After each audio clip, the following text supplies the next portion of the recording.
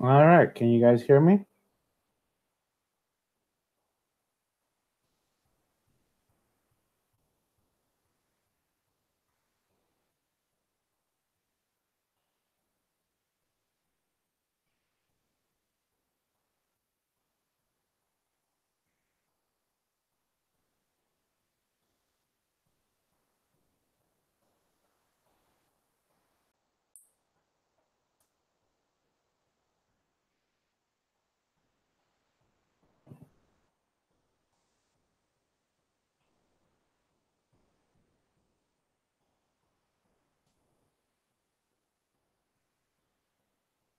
Is there any echo or anything?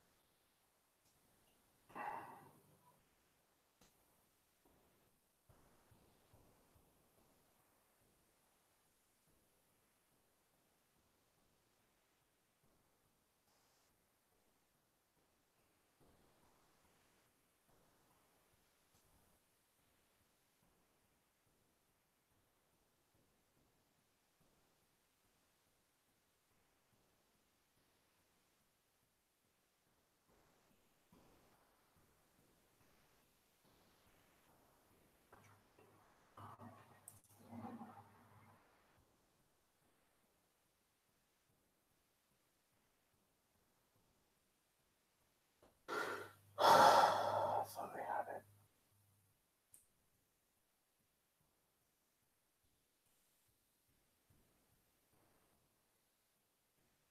Damn, I thought I had it. All right, let's do this.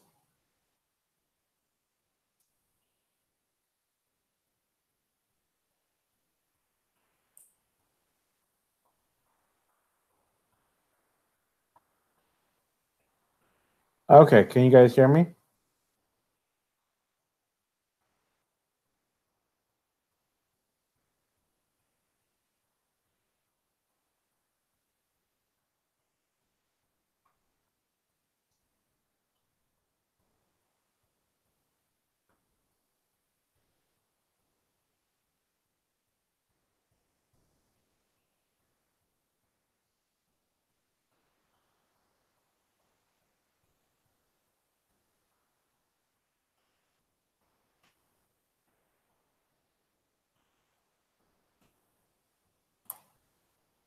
All right, so I'm going to talk, and then just let me know if there's an echo or a repeat. All right, and then just type in the chat if you hear it.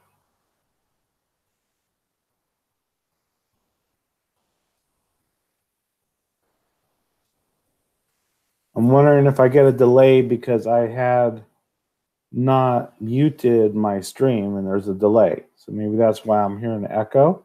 So if you're hearing the echo, let me know, please. Miss JK, thank you. Love you.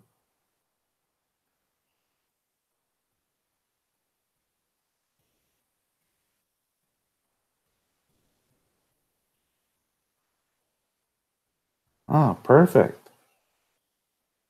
I might have figured something out here. And hi Don. So do you guys see my pic on the screen, or is it just black?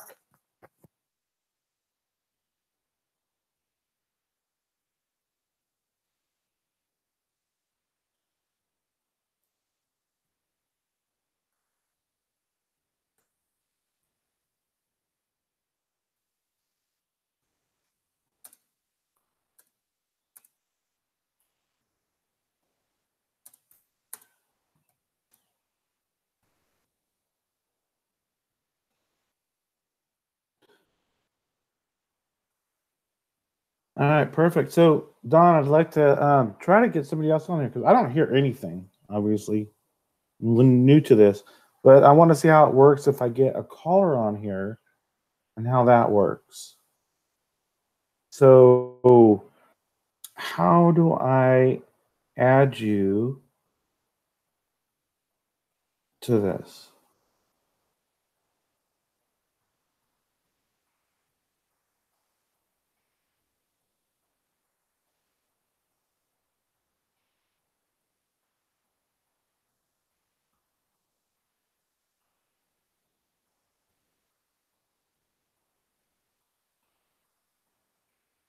All right, neither am I, Miss K. So that's why my tests are so horrible. I appreciate you guys like sticking through this with me, trying to learn this.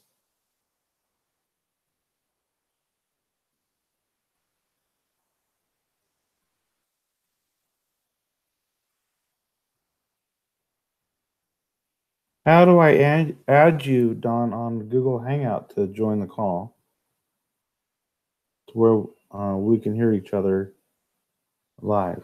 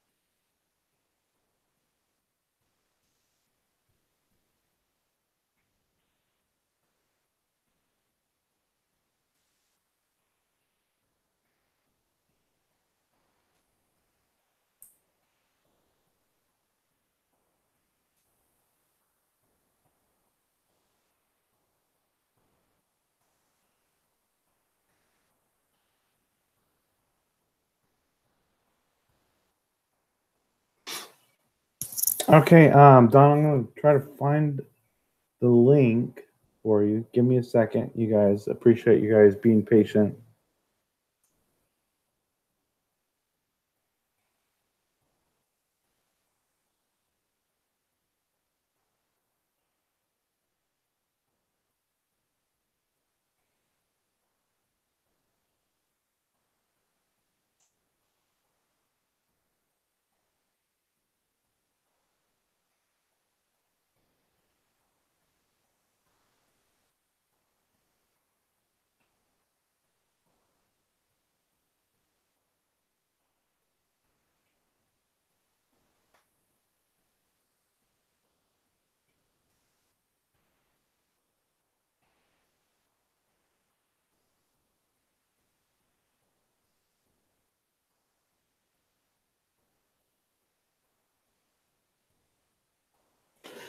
Don, where do I see where the link is for me to send you? Man, I'm such an idiot.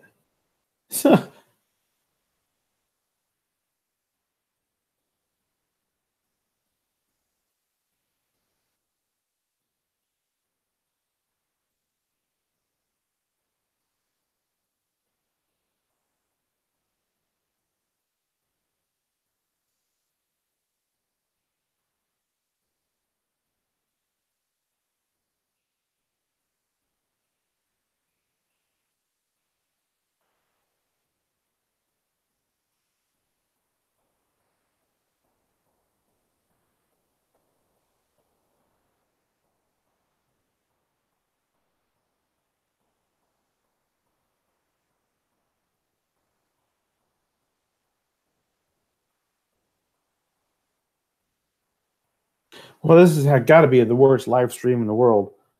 That's all right. I'm learning. And as soon as I figure this out, I will kick some butt.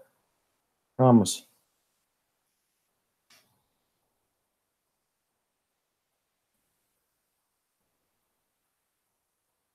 Where is the link for the Google Hangout? Where do I find that?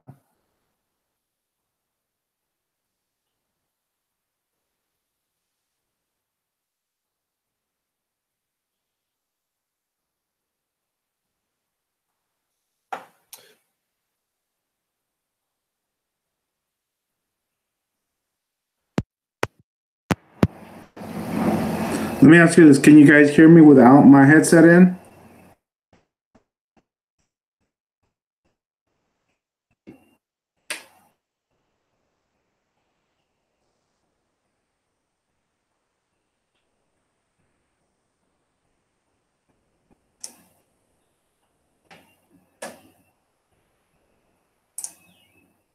Okay, so Don, why don't you call me on my phone and I'll put you on speaker and then maybe you can walk me through this.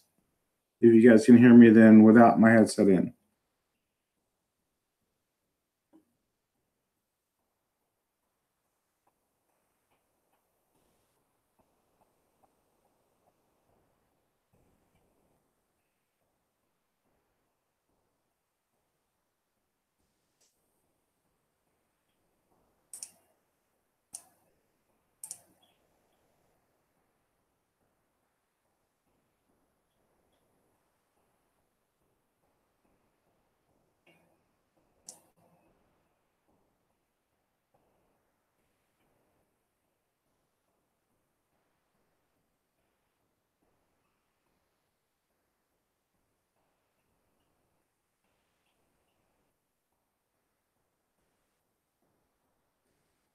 We really like to get this going because they got a lot to talk about.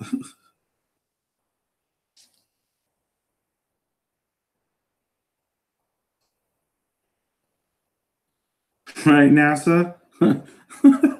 Hey, NASA Lars, at least we figured out Discord, right? And talked on there.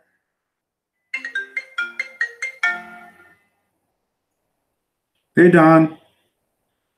Hey. Okay, so can all of you hear Don? Let me know.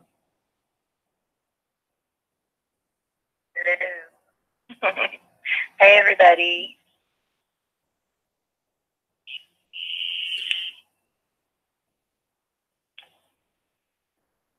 You there? Yeah, I am. I get a delay, I think, on this. So.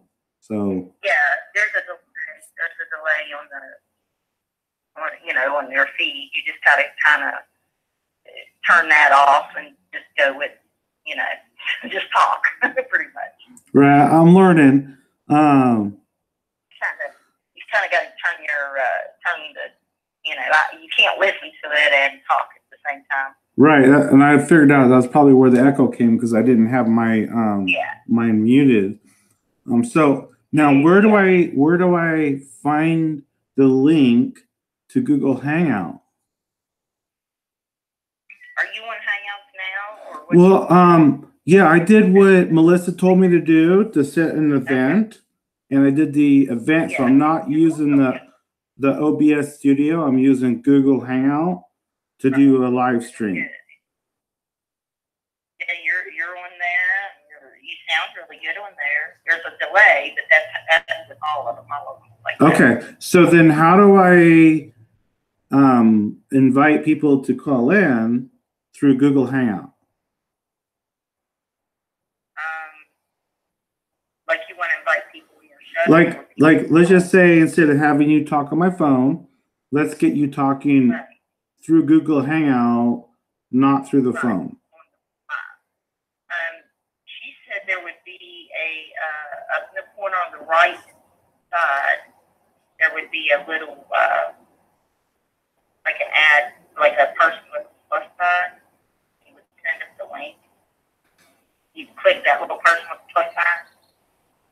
So if I just went to say NASA Lives, there's the 3 dots, and if I click on it, I don't see where there's the plus sign. No, up. She said it would be up on the screen. That on the screen there would be a not on the people, not on them. It would be on your screen. Okay, so I have on the top of the chat, I have the 3 dots, but I don't have a plus sign. I don't have a plus sign anywhere. And so I have manage moderators. So I made you a moderator, I think. Participants, pop out chat, toggle time stamps, and send feedback. I don't see where I add anybody. Maybe you can send Melissa a message and have her join in on this. I'll see. She was I got off with her because she was having to take a phone call. Oh, okay. Because there was somebody else having some of the same questions you were. She's trying. Jenny Perty, her. You've seen her in chat. She's trying to learn how to do live streaming too. She's doing really good as far as you been on. Anything you ain't got is. Or, you got it all down pat right now as far as everything except adding people on there. Right. Well, then she's gonna have to help me again with like sharing my screen to like if I want to pull up like something on the internet. Yeah. But I mean, this is a good start. She showed me to do the pop out chat. But I tried that, but I couldn't get it on the screen. Right? But I couldn't get it to I don't know. I did the pop out chat, but I couldn't get it to go to my screen, the background. I don't remember how she did that. Well, she's helped me to be able to do this through Google, so that was huge because I think this is way better than the OBS Studio. Yeah, you can do you do a lot more. People hang out like we can when you invite people in.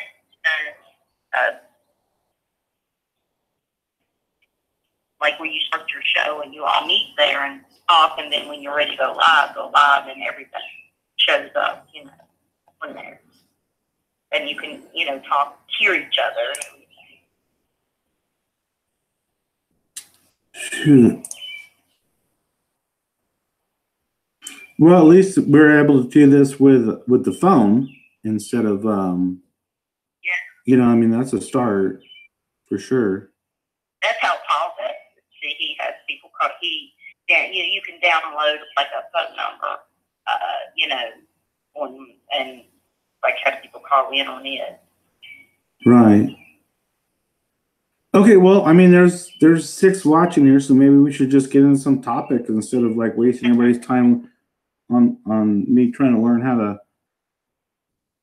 You're online on the phone, so good enough, right?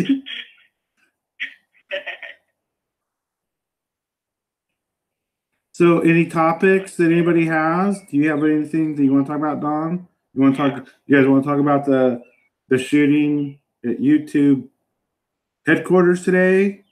You guys, right? I just look at stuff like that as distractions from, very important. There must be something more important on at this moment, So I start looking around to see what I'm missing. When stuff like that happens. Right. The thing is, it's the same storylines that they keep doing, that they keep replaying over and over to us. And I know they do. I've seen it, that's why I don't even hardly like watching TV no more, because it's funny, you can turn from channel to channel to channel on the news.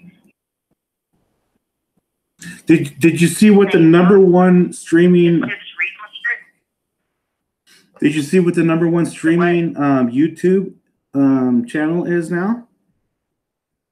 It is about the news, the mainstream media, where across the country, this guy did a video showing, I don't know, hundreds of mainstream media news channels repeating the exact same words and expressions.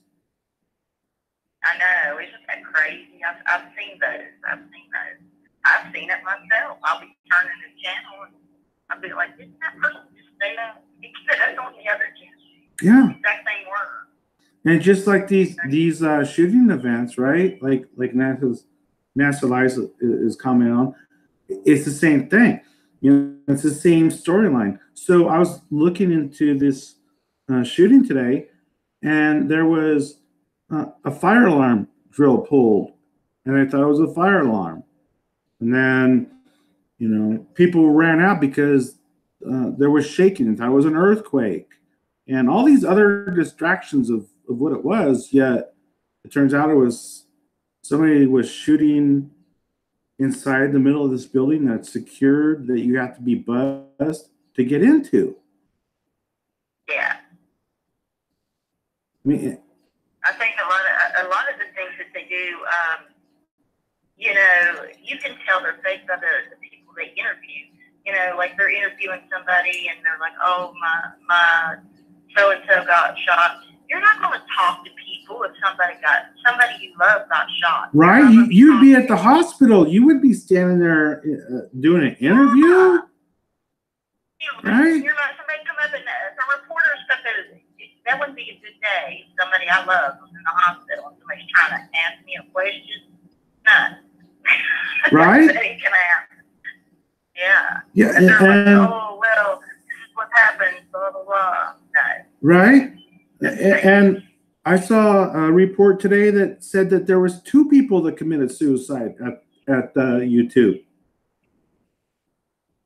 Wow. I tell you. Like I say, I'm wondering what this distraction is all about and what they're doing. Hey, White Rabbit, chat. Can you see the chat? Oh, yeah. Yeah. Hey, White Rabbit, you know, just a shout out, Miss K, White Rabbit, NASA Lies. You know, I appreciate you guys all here with me. It's a test, but it seems to be doing pretty good. So I thought we just start getting into some topics instead of wasting time on all that. So, yeah, I'm interested to see how this all plays out. You know, I saw an article saying that, you know, YouTube took down all the videos on how to shoot guns and so forth. And, you know, does that have anything to do with it? Personal opinion, I think it's a staged event. I don't like to name hoax or false flag because there's a difference. Hoax, nobody dies. False flag, somebody does.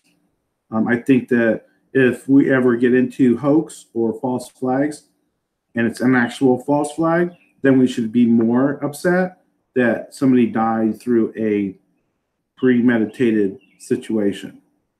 Nonetheless, it's an event, pre-planned. Well, I was just raised around guns from the time I was young. You know, I know about guns, I shoot guns. You know, I think they're a necessity, really. I really do. I think for home protection. I mean, I was raised 3 kids on my. You know, when you're a single mother and you got 3 little kids, it's just you. You're gonna want something to protect yourself. You know, especially if you're in a city or, you know, or, I mean, it may come to one day that we need to hunt our own food again, you know. Right. A lot of people I know hunt their own food. And there's people that still do that. No, absolutely. And this whole gun grabbing scenario, you know, I just don't buy. And there's no way that a group of kids that can't even buy a lighter, right? They're not even 18. They can't even buy a lighter. They're going to be the group that takes out our Second Amendment. It's not going to happen. It's not the true agenda of it. To me it is teaching people how to be controlled under, like a martial law effect, and training the next generation on how to do that, and ask for more state police. Yeah, these are definitely staged events. It's a staged event that, and even to the point to the weapons, where they got them at, Yes. Yeah, I'm so interested to find out what gun this alleged shooter at the YouTube headquarters used, and find out. There's gonna be a storyline behind it. Did she have mental health? How did she get her gun? What was it? In California here, we're only allowed 10 rounds in one clip. So when people are saying they heard 15 rounds, that's going to be another storyline, because you cannot buy anything above 10 rounds per clip in the state of California. Yeah, that's what I think odd. It just automatically comes up that she just has it, that they're so easy to get. No, they're not. No, they're not. And she shot somebody in the foot, somebody else in the leg, and then killed herself. I mean, how many times do we see this in all these events where people were shot in the legs? Like, nobody can shoot higher than the waist? Right, even if they're laying on the ground and, like, the Pulse nightclub, and he's walking above them, he's shooting them in the legs. It's ridiculous. It's the same story over and over and over again in these things. Yeah, you guys hear those birds? Those are the birds in my background. Sorry, we're on speaker. It's very peaceful, actually. I got squirrels outside my window. Yeah, I got squirrels too, and they every morning they chase each other up and down the trees playing tag. It's so awesome. And I have a woodpecker that was a baby last year. I call him Buddy. And he grew up, and he keeps coming closer and closer, and I just whistle, say, "Hey, buddy," and now he comes right up to my door, and now he has a new woman. Now there's a Mrs. Buddy. It's great.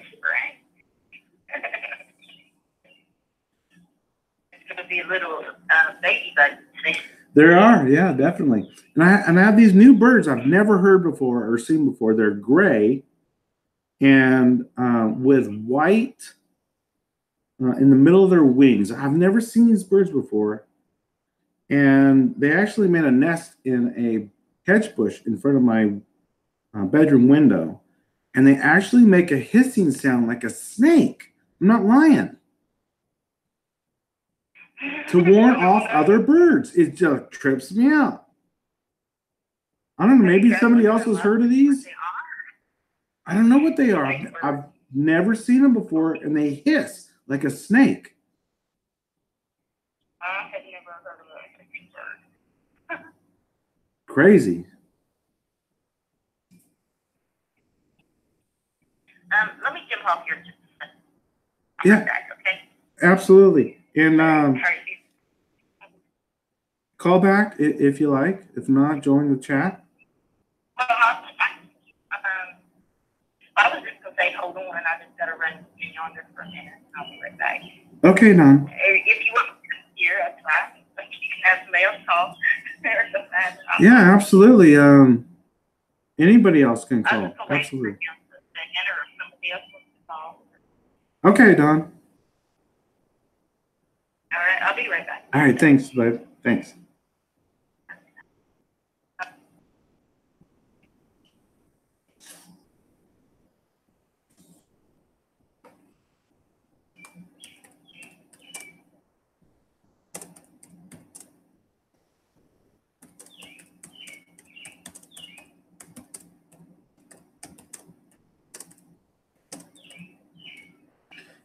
All right, so open lines for anybody that wants to call in.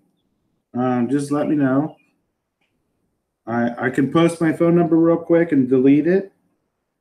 Other than that, I can, if you already know my number, go ahead and call in. It's open. It's a test. Just open conversation. In fact, let me get Jason. I know Jason would like to call in.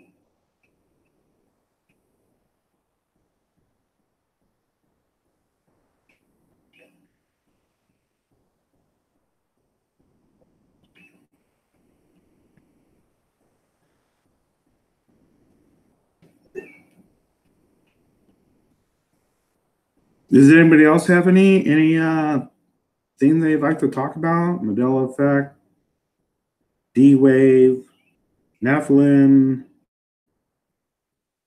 CERN, anything?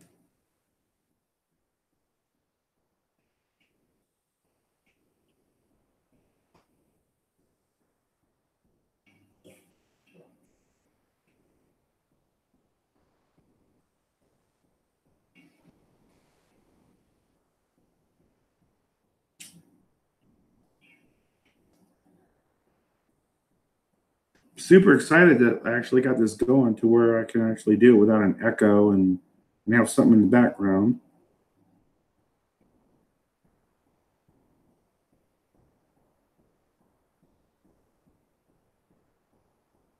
Miss K, call in. You want to call in? I'll give you my number. In fact, I'm going to post my number right now and take it down. And after a minute or two, I'm going to go ahead and delete it.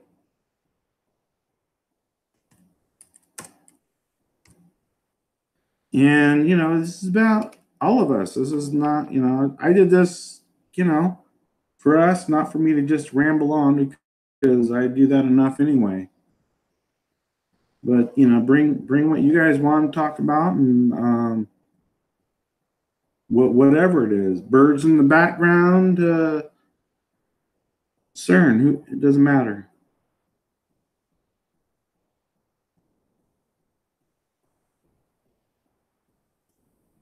Right, Miss JK, right? I'm sorry. It's 4 is the IV, not /////, right? Crazy.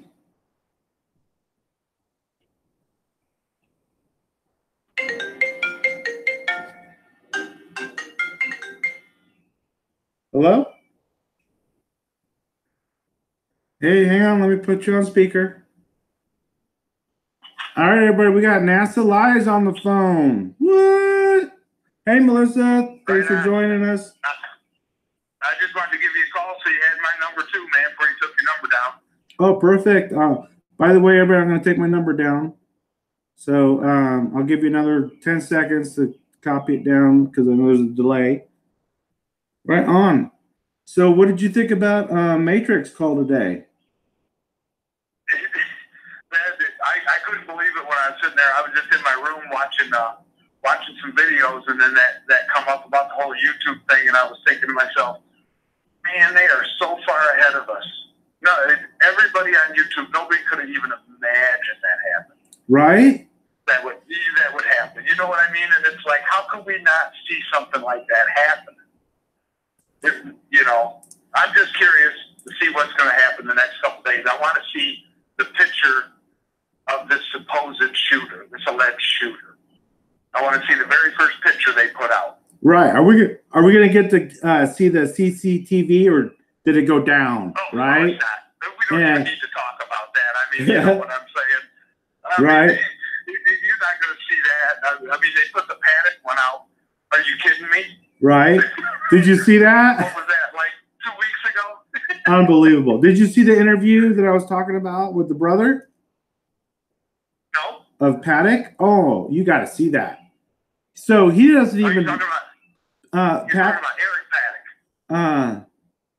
He's got 2 brothers, or 3 or 4 actually. So it was a different brother. Wasn't one busted with kitty porn or yeah. something? Okay. Like yeah. that? So the guy that got busted with the kitty porn, he did an hour interview so they can get a new lawyer, and So he doesn't even know if his brother was cremated. He doesn't even know when the funeral was, right? Or anything. It's absolutely amazing. It's amazing how they can just get away with this stuff. Right? It is. I mean, you know, they got all their bases covered, and so many people will just watch that MSN and believe it. Because, like, if I mention it to my family, if I even, you know, they're finally coming around a little bit. They know that it's nothing but nonsense coming from mainstream media, but they don't realize how bad it is. Does that make sense to No, you? it does. And they just buy into it. And so let's see I saw CNN, the sheriff do a live interview with on I don't know which channel it was, and he said there was 2 people with self-inflicted gunshot wounds in a live conference. Well, that's gone. Well, let's see. Right? Let's see. Did you download that? No, but I did download the one where the sheriff said that he stated to the press that that it was on a Wednesday. That I don't know if you saw that in Discord. Yes. Yeah. Right? Where I did hear you say that. I saw you post it or make a comment on it. I think on Lift the Veil, and then I also heard about, you know, when you said it when we were in Discord. Yeah, so I posted that on Discord just to make sure that, you know, it was like tagged, and it said that the sheriff or the police chief or whoever the guy was talking had said, yeah, I informed the media on Wednesday that the shooter had had a self-inflicted gunshot and wounded 4 others. Wednesday. Well, today is Tuesday.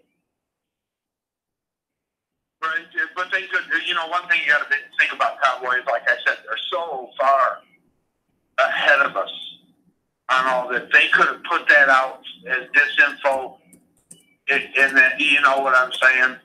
You gotta take everything with a grain of salt. Even like they want people to delve in to the research like immediately. Right. They will put, you know, so I mean, these timestamps on Google and these timestamps, you know, from what I've gathered, either people just don't even pay attention to them, or they're, you know, they never come to fruition. Does that make any sense? Right. No, and the thing is, you know, I think my biggest point is that they do this and they leak this knowledge, these little stories that don't add up real quick, but they'll never repeat it, you know, just to see like who's listening, you know, and what they're getting from it, but deliberately. Absolutely. And what you just said a second ago, just to see who is paying attention to truth. Right. Because even if somebody, let's say somebody in my family saw that video and I pointed it out to them, they wouldn't even think twice about it. They just move on from it. Right. You know, they're not going to believe that. They're not going to believe that, you know, they'll just say that was a typo. It was a bad timestamp on this, you know. So you're absolutely right, though. They want to know who's paying attention. Right. And the thing is that it's also mockery for the people definitely watching, right? Yes, definitely. Definitely. I mean, there's people sitting back probably having a chuckle and a cigar and a whiskey on the rocks. Oh, Nancy, you just narcissistic and you take the words out of my mouth. They are. Yeah, I always said that. Like they're sitting back watching it with their expensive whiskey and cigar, laughing at us. Yes. Yep. And you know, I'm not an auto hoaxer at all. You know, people kill people. That's sad. Absolutely. Yep. And there's even events, false flags, where they actually kill people for these events, and hoaxes where they don't. Nonetheless, you know, there's a difference. And for anybody that says, well, I know somebody that I know somebody that knows somebody that died at this event, you know, doesn't mean it was real in the sense that they're portraying. Absolutely. And let me tell you something. When it comes to, here's just my opinion. And I've been, you know, researching and following YouTube and doing some research on the computer.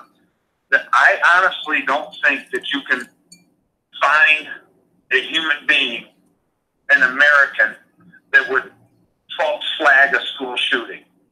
So I believe all the school shootings are definite hoaxes. Well, yeah, they draw on the heartstrings of the of us for kids, you know, yes. Because how but I can't imagine anybody. I don't care how much you get paid. Maybe, you know, maybe if they brought somebody in from another country, but even then, they're human beings. I don't think anybody could actually shoot children. No. For a false flag. And that's the way I feel. And here's another thing. All these school shootings with these children, okay? Do you notice, or even like with the Las Vegas shooting with Paddock and even the Pulse nightclub, very weak or none at all reasons why they did it. It's all about the guns that they throw down our throats, which we know is fake because gun sales go up every time they do it. But there's no motive ever. Health issues or bullying, but no in-depth of like, what is the root cause of that? Of what, if this supposedly actually happened, why are we not diving into why all these people are doing it? Instead of, no, all they do is talk about the guns. And if we take the guns away, it's fine. Really? Look at Europe. They don't have no guns, and everybody's running people over with cars, bombs, and knives. Right? So what? I mean, what the hell? Yeah, they had to adapt. They had to adapt to the lack of guns in the country. Right. When they're doing the, you know, running over with the vehicles and the Nice attack and all that stuff, the Flinders Street attack and all that. Yeah. Yeah. And really, I left a comment in your live stream, and I think maybe you just missed it. It's all about changing the mind of the.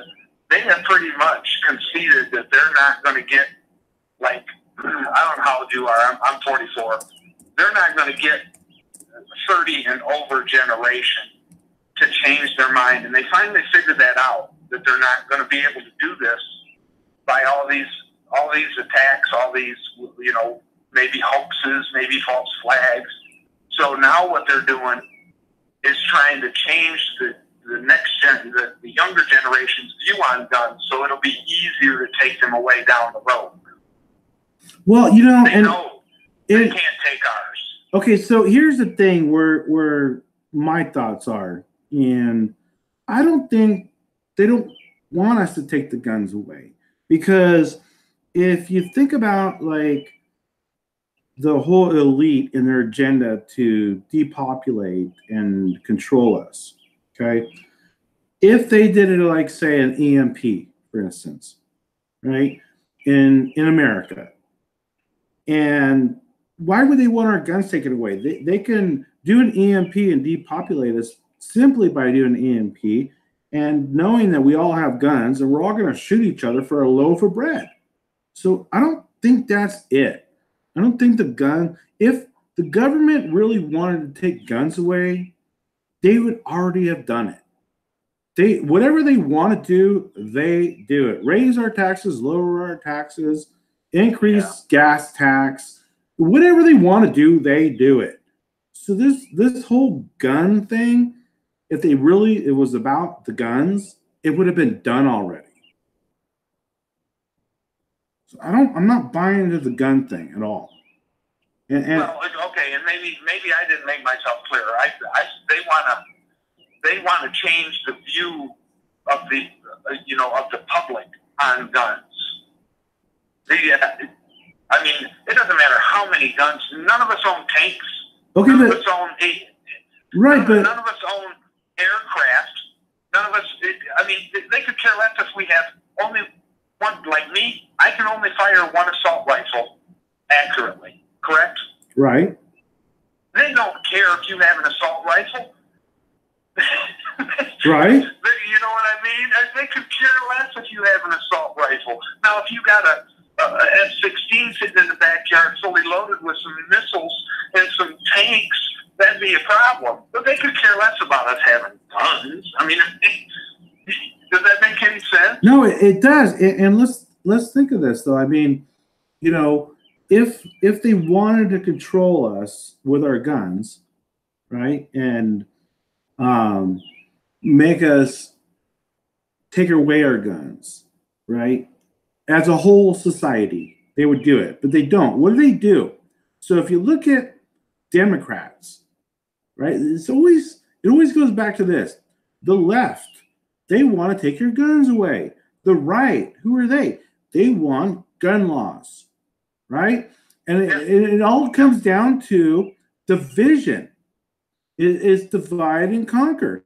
When the reality is the left is the left wing, the right is the right wing of the same freaking bird. And it has nothing to do with it. But if you know, that's how they portray it. It's a division. So the gun part of it is more division and take your sides. Trump, right. We need more guns. Put the guns in the hands of the teachers. What happens 2 days after he says that statement? We've got a teacher shooting a gun in school. Are you freaking kidding me? Seriously, you know? Yeah, they can't run them little hoaxes or whatever they're running in the schools. If they have an armed teacher there, then they're putting the people that are in there firing blanks at risk. Right. You can't have armed teachers. You know, it's a gun-free zone for a reason, so they can pull this stuff off. Right. And so that's not, but that's what I'm totally on board. That's what they totally push. On board with what you're saying. You know, and look at this, you know, saying earlier about this, what's going down here in my hometown of Sacramento, with the shooting of this young black man, 22-year-old with kids, from some cops, okay? And the whole movement they're doing now, right? And then they had a protest, and then the cop runs over a protester. Well, it just so happens that the only person that had footage of that actually happen works for the largest law firm here, okay? And then the CEO of that law firm goes on the news and says they're going to represent the woman that got ran over. Like 1 + 1 = 2, people, right? Right. $1 million plus $2 million equals $3 million. That's what we're going to make off of this. Yeah. Yep. Small world, right? Of the whole protest and all the people there and all the blocks and everything going on. It happens to be these 3 people. Are you kidding me? Insane.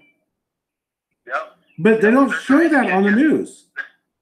But you're awake, so they can't kid you. No, but they can only try to censor you. Right. But here's the thing: people don't investigate that stuff, and all they do is watch their 5 o'clock news and get 2 seconds of it, of what they show. Or hear it from somebody that did watch the 5 o'clock news, 2 seconds of it.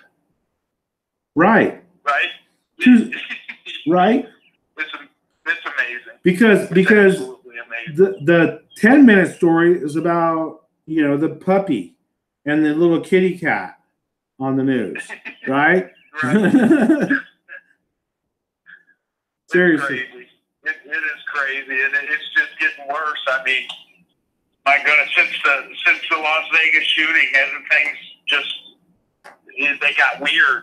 I mean, there was censorship before, but now, you know, now it's like they almost kind of fear us. I would like to think that. It makes me feel better if I say, well, they kind of fear us a little bit, so now they're doing damage control, but they don't.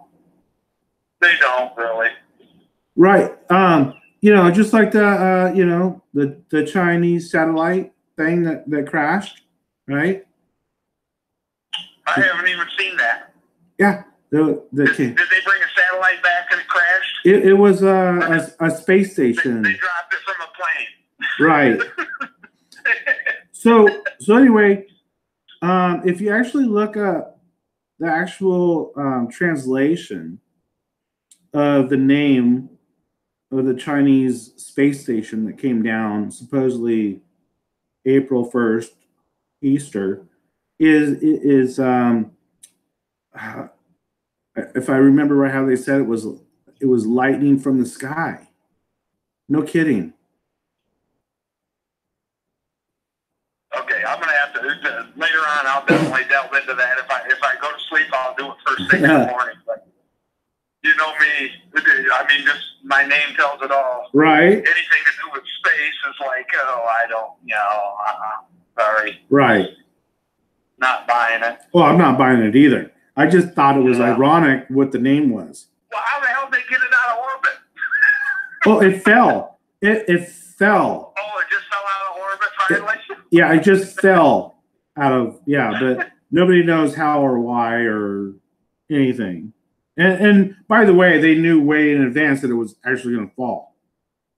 Right? And they kind of had an idea where it was going to fall, didn't they?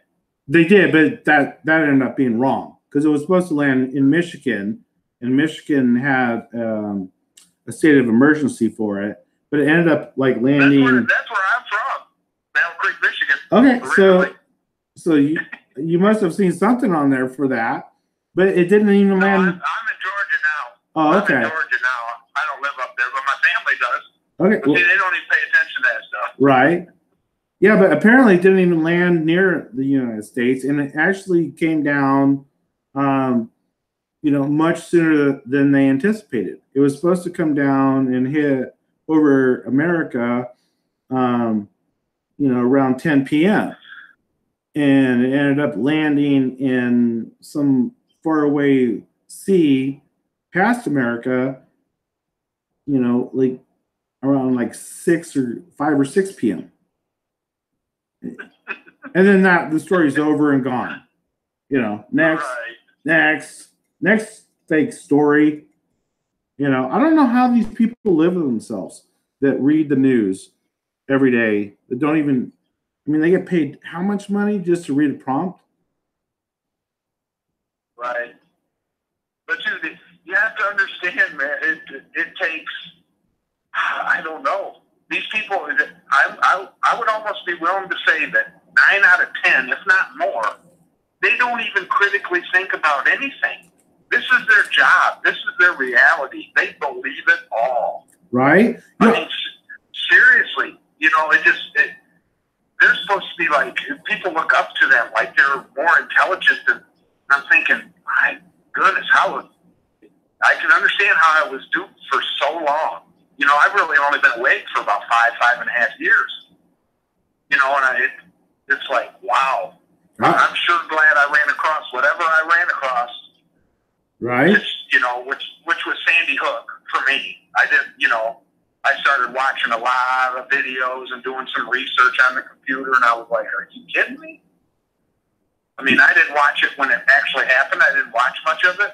But then, after I started researching it, I was like, oh, my. Oh, no, I didn't wake up till 3 years ago. And it was actually the Mandela Effect, 2015, and the Pulse nightclub. Those were the two things. So back in Sandy Hook, I was an idiot. I was still like, yeah, your vote matters. I'm going to go stand in line in the rain and make my vote. And, and looking back now, I'm like, oh my gosh. But yeah, so I was an idiot with Sandy Hook. Absolutely. But now it's like you just see it and you're like, oh my gosh. Like, how do people do this? I was talking to my son the other day going like, watching the news going, do you really, I'm just questioning, like, do you think that when they go to commercial break, the newscasters look at each other and go like, do you really think these people are going to buy this shit? Like, really? I don't think they do, because if they did, they'd be gone. Well, if they're off air, just talking, between themselves, right? Like, oh my God, did you just hear that story I just read? Oh my gosh! I can't believe they all know, though. That's what I'm saying. I mean, somebody would have to have a conscience and a heart after a while. Well, you know, And, money you know, talks. Money talks, and it's like, you're absolutely right. you know, You're absolutely right there. you know, am I going to lose my $1 million a year job to read a prompt to go question this and Right. lose my job? No. And here's another thing too: is like, aren't we in the I was thinking this other day. We're in the baby boom era, right? Where they're all like getting older. Why is it every single person on the news like 22? Like, I don't get it. They're trying to change, you know, they're trying to appeal to these younger kids. You know, I have shirts, obviously you can see from my avatar on YouTube. You know, I got a shirt, a football jersey that says NASA Lies on it. And I don't ever have anybody my age or older even talk to me or confront me about it. They just try to ridicule me by laughing and pointing. But I have a lot of young kids come up and say, man, that's cool. You know, they're like, that, you know, that's great. Can I get a picture of that? You know? Right. So that a lot of the younger generation is like, you know, and that's why, I think that's why they're pushing the younger generation out on the mainstream media, because, you know they've lost us. Right. And you know what I'm saying? And they can't manipulate us, but they're trying to get to this younger generation because they know they're waking up too. Absolutely. You're so right. And, you know, whether, you know, I've been on, you know, many sites where it's arguments over flat Earth and global Earth. And when I try to interrupt, like, the argument, like, let's just stop for a second. Stop 1 second about the globe and the flat. Let's just take that out for 1 second. Okay?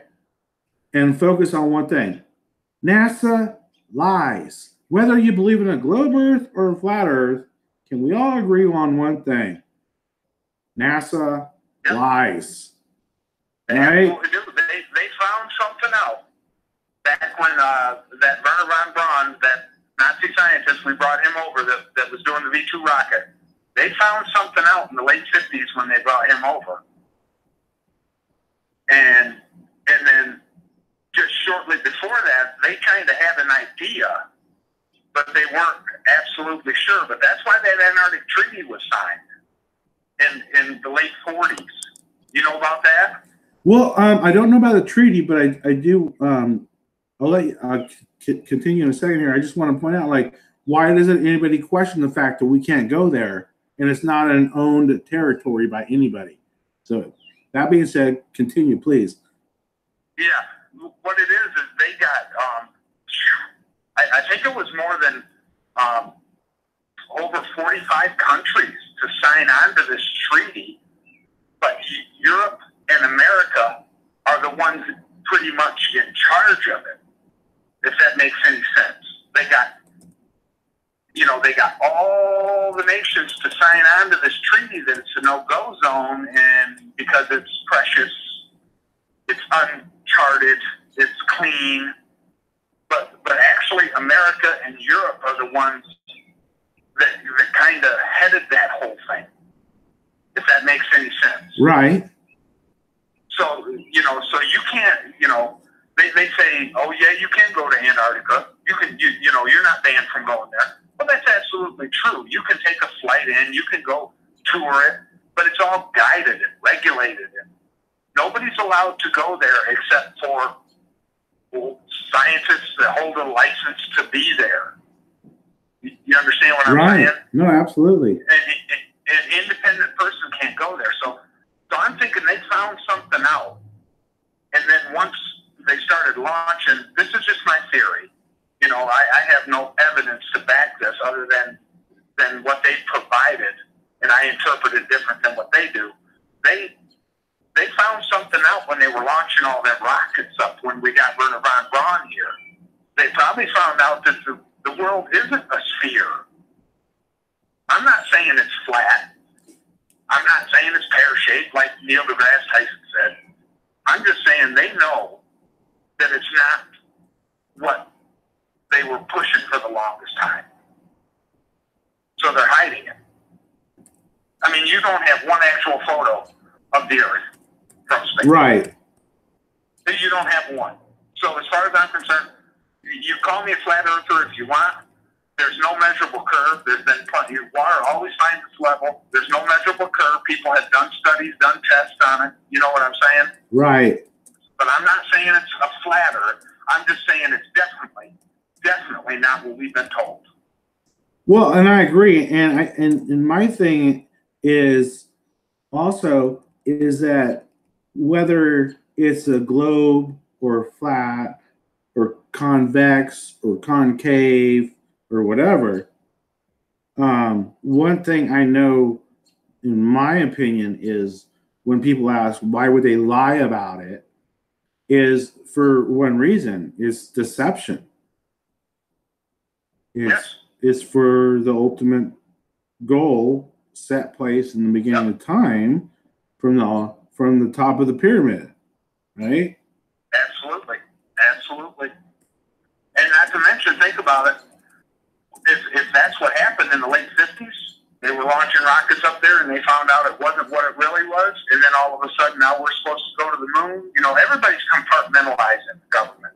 So I know everybody kind of, well, how can they hide it from everybody? Somebody's, you know, no, in the government, they learned very early not to allow people to worry about what other jobs were going on. You had your job, that's what you did. You don't need to know about whatever else is going on. Right. And then here we have a great opportunity. NASA's like, oh my God, we can milk the American people for all this money. Look at all this money coming in. Right. You know, so they probably had one guy there that he's a businessman and a shyster. Right. Let's just keep it coming. We can fool the government. Tell them. NASA lies. NASA Yeah, lies. I know they you don't know. even know. Tell them how much. Tell people how much NASA gets a month. Tell them. $52 million a day is what they spend. Their budget Can this you year was believe that? Are you 19 right? 19.5 billion for the year. Can you And all they believe do is that? lie to us. For what? That's What crazy. what have we got from it though? Right? Unbelievable. You've got absolutely nothing but mockery, like we talked about earlier. It's crazy. It is. It is. Yeah. But that's what I'm saying. If that sector of government, the NASA, does that, then every single alphabet agency and every single part of government is nothing but corruption, greed, and deception. Right. That's my view on it. And let's just put it this way. People say like, well, how do all those people that work for NASA are in on the lies? It's like they're not. Those people that work, you know, the majority of them that work for NASA, what do? Yeah. They sit at a desk and they look at a monitor. So what they're looking at on the monitor is what? Everything's compartmentalized. So them people that are sitting at the monitor that you see pictures of every day, they haven't even probably been able to go down and tour what's being built and what's going in the sky. Right? You understand what I'm saying? Right. They're on a need-to-know basis, and that's not part of their job. They sign up and sign a contract, and they sign a contract that says, this is what I do, and that's all I do. Right. No, I was on a site talking about this before with somebody that was arguing with me about NASA, and I said, you know, brought up the money part, and I said, okay, so let me ask you something. I don't care whether you believe globe Earth, NASA's true, whatever. I don't care. Let me ask you this. The amount of money that NASA gets in 1 year, okay, could cure hunger throughout the world. Are you okay with shutting down NASA for 1 year to solve that problem? And his response was, NASA does great things. What? And I said, well, what does NASA do that's so great beyond starving hunger in the world? He goes, well, what if it took 5 years? I said, well, would you be okay then to take it down for 5 years? Tell me what they have done to not cure hunger and homelessness on our planet for 5 years that they've done so brilliantly to overlook that. Oh, he disappeared, crickets, got it. Absolutely. Absolutely. You know what? One of my favorite, I leave this in the comments all the time, Cowboy. I say NASA has ran the longest and most profitable GoFundMe account in history. No Think lies. about it. Right?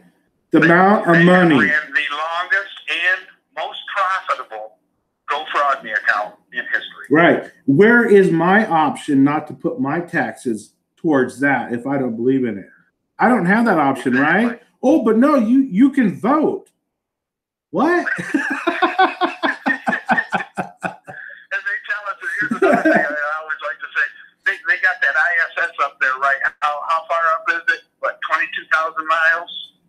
You know, I don't know the exact number. It's up there over here, 20. I said, no, it's not. I said, the crazy thing is that thing's below Earth in like a 300-foot pool. Right?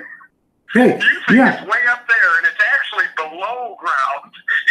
Right. Pool. Yeah. You know, if you take away the globe Earth, you take away the infinity of the universe, you take away galaxies, you put the Earth as a small spectrum little dot in all of this universe, we are nothing, right?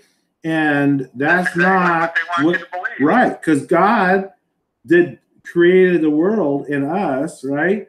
And we are actually the center of the universe. And we are, you know, what is prominent. We are the bigger than the sun, bigger than the moon. We are what God created, and everything around us is God created for us. And so they take that away from us. Why?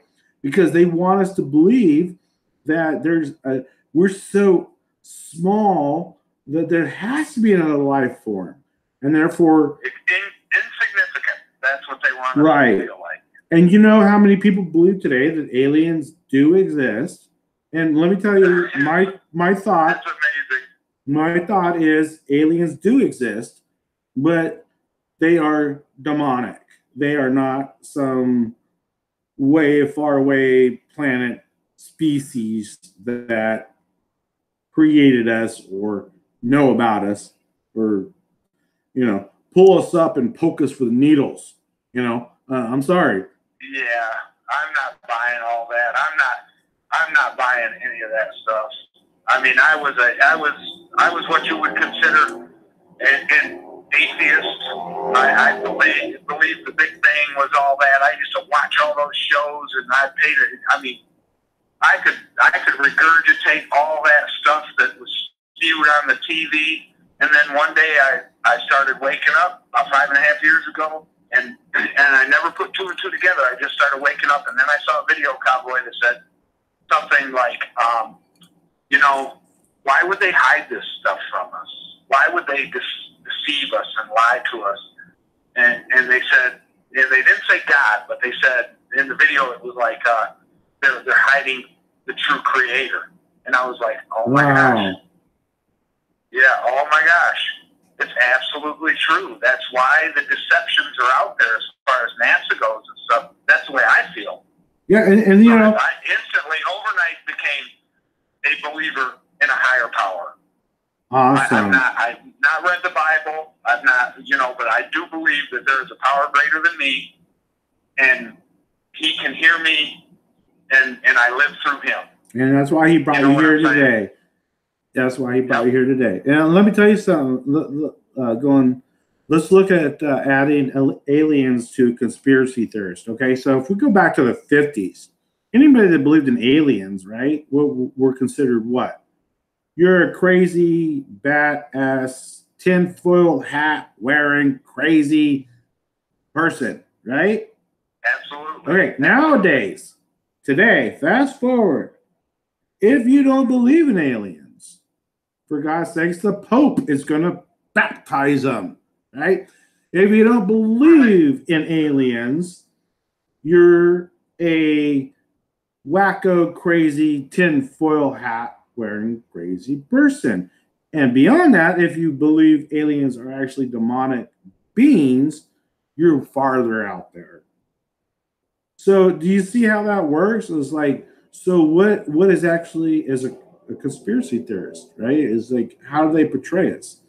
They only portray us as like what we don't buy into their story in their timeline and what we should believe. Yeah. Yep. I totally agree. I'm not buying any of that alien stuff. I'm not buying any of the UFOs. I mean, there might be stuff up there flying around, but it sure ain't from somewhere else. It's gotta be us doing something. Right. Look at this have you looked into this the airplanes not carrying that much fuel? Oh, have you looked in? Yeah, that they're actually, which makes sense to me. I haven't looked into it too deeply, but it makes sense to me because it's just like a jet boat. Jet boat uses the water to accelerate, right? And so it makes sense that a plane would use the air in the same fashion, right? Well, what they're saying, and just like these F1 cars, I just watched a video last night on these F1 cars, and they say they hold 200 liters of fuel. And then they put a driver in one, and then they had a guy sit on it to just show you how small these F1 cars are. And they're like, you think we're going to believe that there's, what a 2 liter of pop looks like? Right. You're going to believe there's 100 2 liters of pop packed in this car somewhere in the fuel tank? The fuel cell's supposed to be right behind the driver. Like, no. Right. And yeah, that's why them F1 cars sound like freaking airplanes. Right. And guess what? When they wreck, they don't blow up. And I guarantee you they're not going to take down a freaking tower. Yep. Not in a long time have they had a real fire in any race car. I mean, obviously oil will burn and things are hot and they'll just catch fire or whatever. But as far as exploding, and I saw another guy he did a video on the different types of fuel. And the only way he could get jet fuel to ignite was by spraying it and misting it through a sprayer. Wow. He was throwing matches right into the mason jar. The pint of gas he had, he would just put a match right in it and it'd go out. And then he was like, let's just try a little bit in a cap, like a little bottle cap. He couldn't even get it to light there. But when he put it through a mister, he could get it, a real fine mist, he could get it to ignite. So they may be using a little bit of fuel, but there's absolutely no way they're using, like 200,000 gallons or whatever it is, 200,000 pounds of fuel, right, in an airplane, So yeah, and I saw a lot of videos on your planes that you fly across country in and so forth, and some of them make sense. I mean, it makes sense. It actually makes sense. They could absolutely be running on that jet fuel by the demonstration that guy gave. If it's only got to be misted in to get it to ignite, it's not using near as much fuel as they say it is. But some people are saying it doesn't use fuel at all. That them engines are just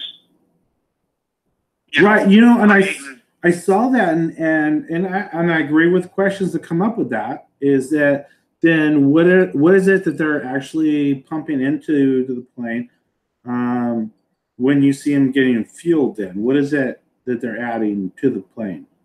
Because I know they're not. I know how plane wings are, and I know they have to be light. So I don't buy that the plane wings hold all the fuel. It doesn't make any sense to me at all. So what is it that they're putting in the planes that they're saying is the fuel? Maybe nothing.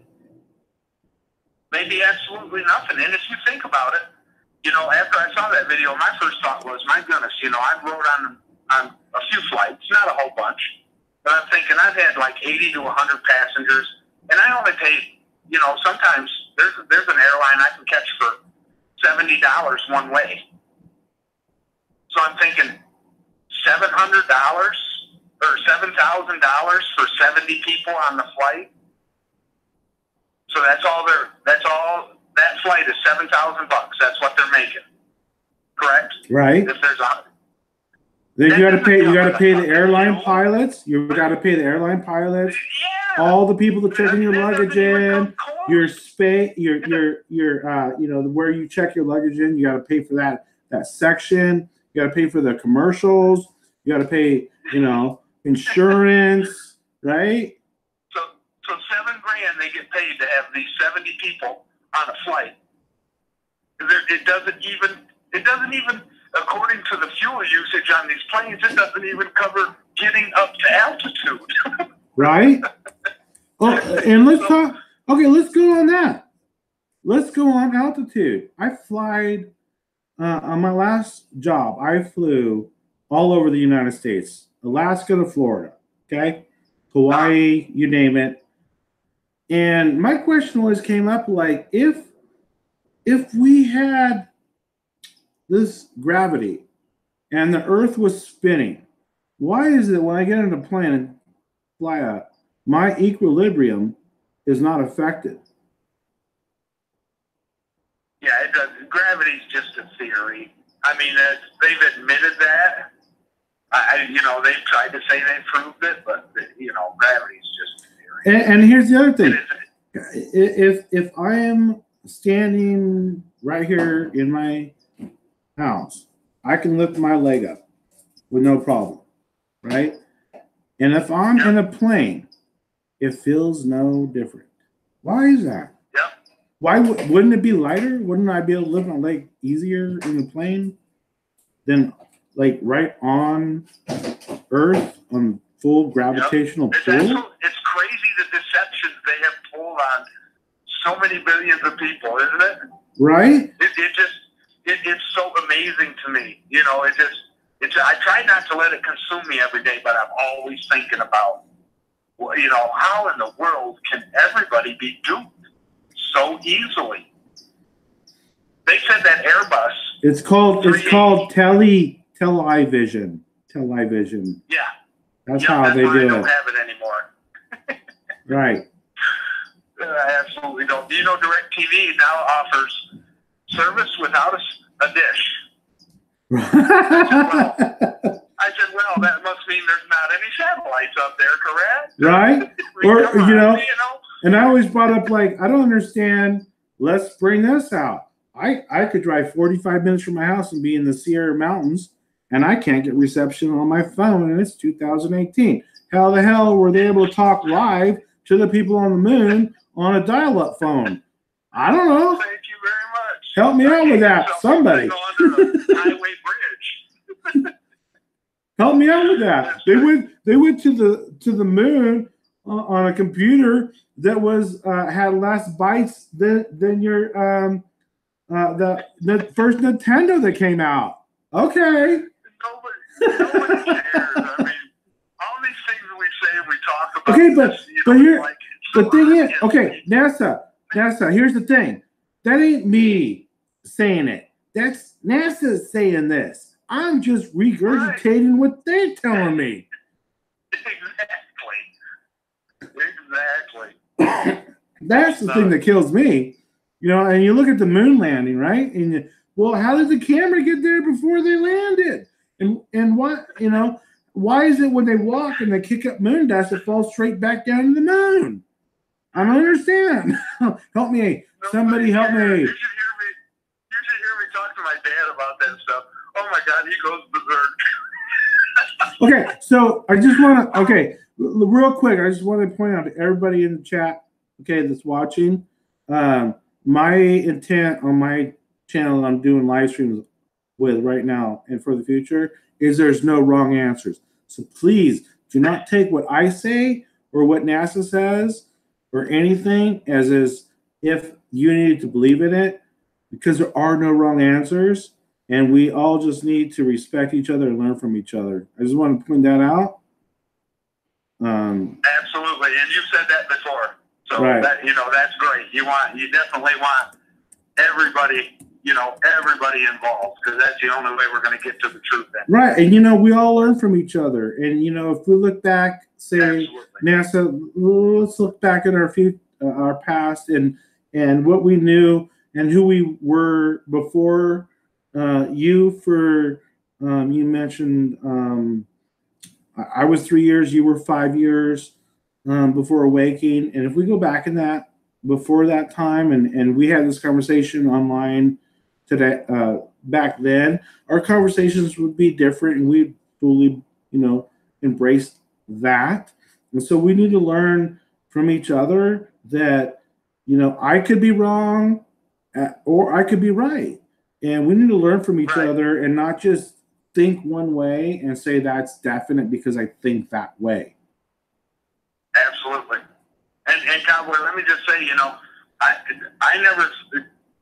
my life has totally changed in the last 5 years. And like I told you earlier, it's because I have no proof of it. But I believe that there is a creator. And I think, as long as everybody can be on that page, we can get somewhere. Right. The deception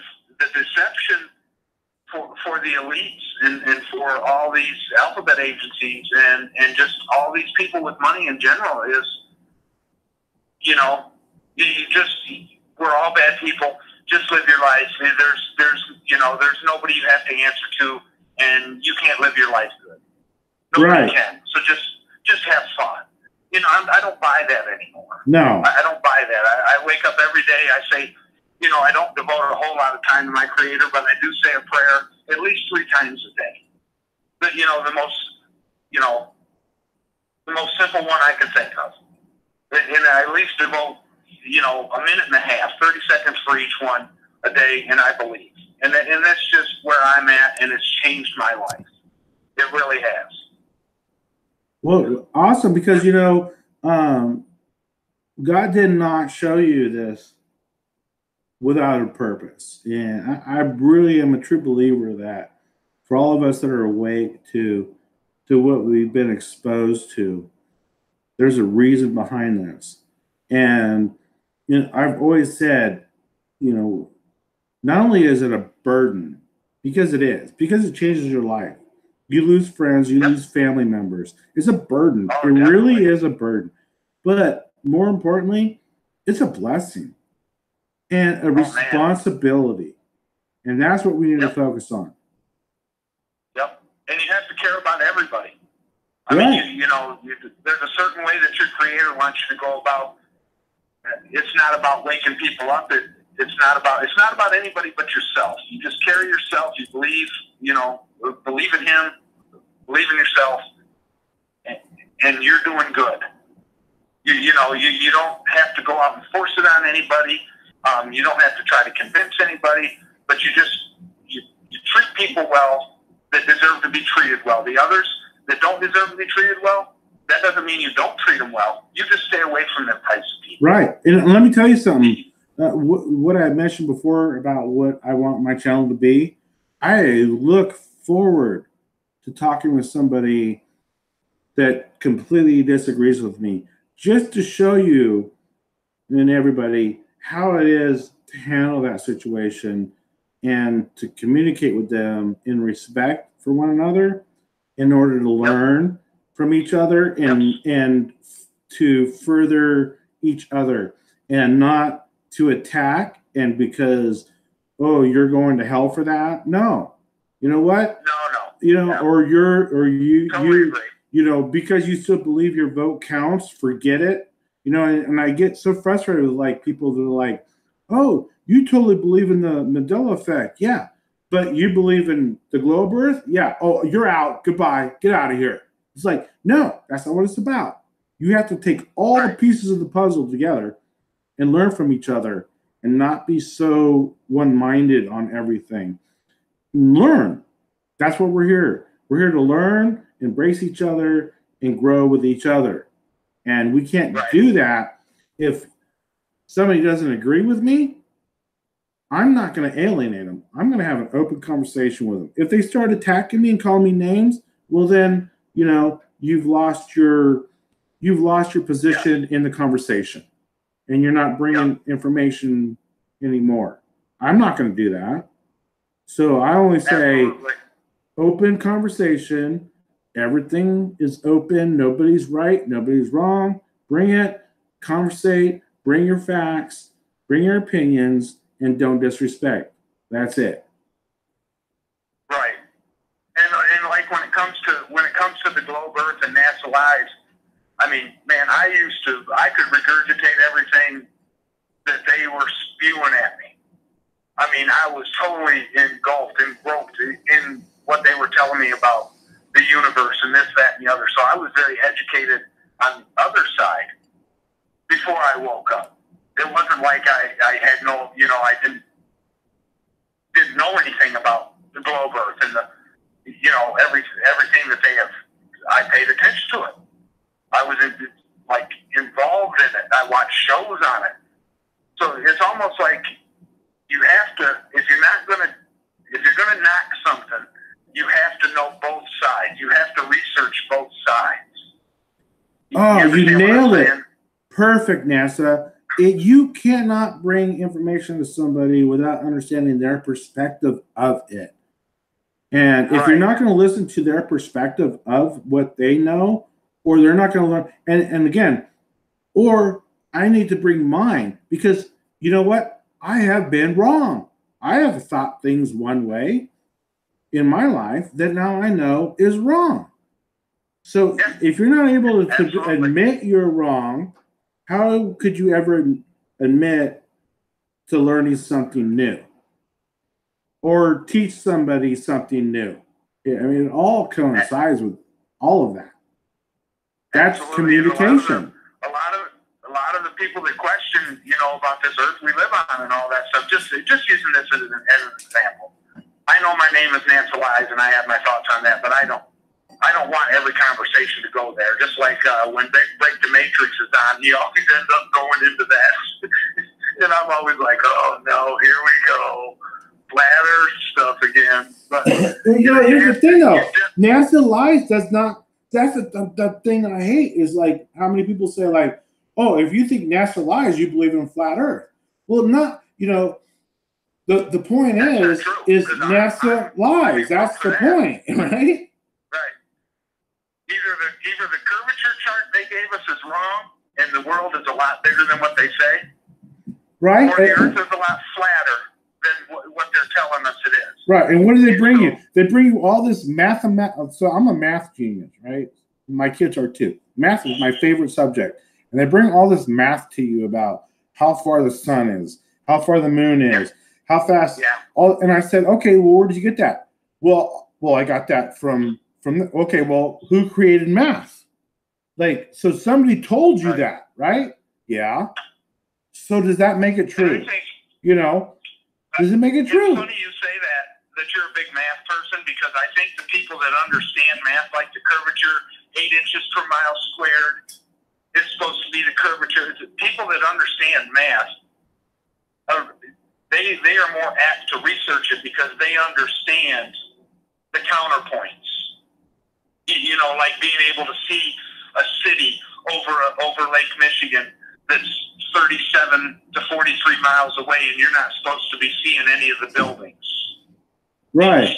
You know what I'm saying? We understand that math, and so that's why we can be we think more critically of it. Okay, hey, understand that NASA, you know what? We got Troy in the room, and love you, Troy. And I think he has a different perspective on this. And Troy, if you want to call in and get on a three-way here, I'd love it. I mean, nobody's right or wrong here, brother.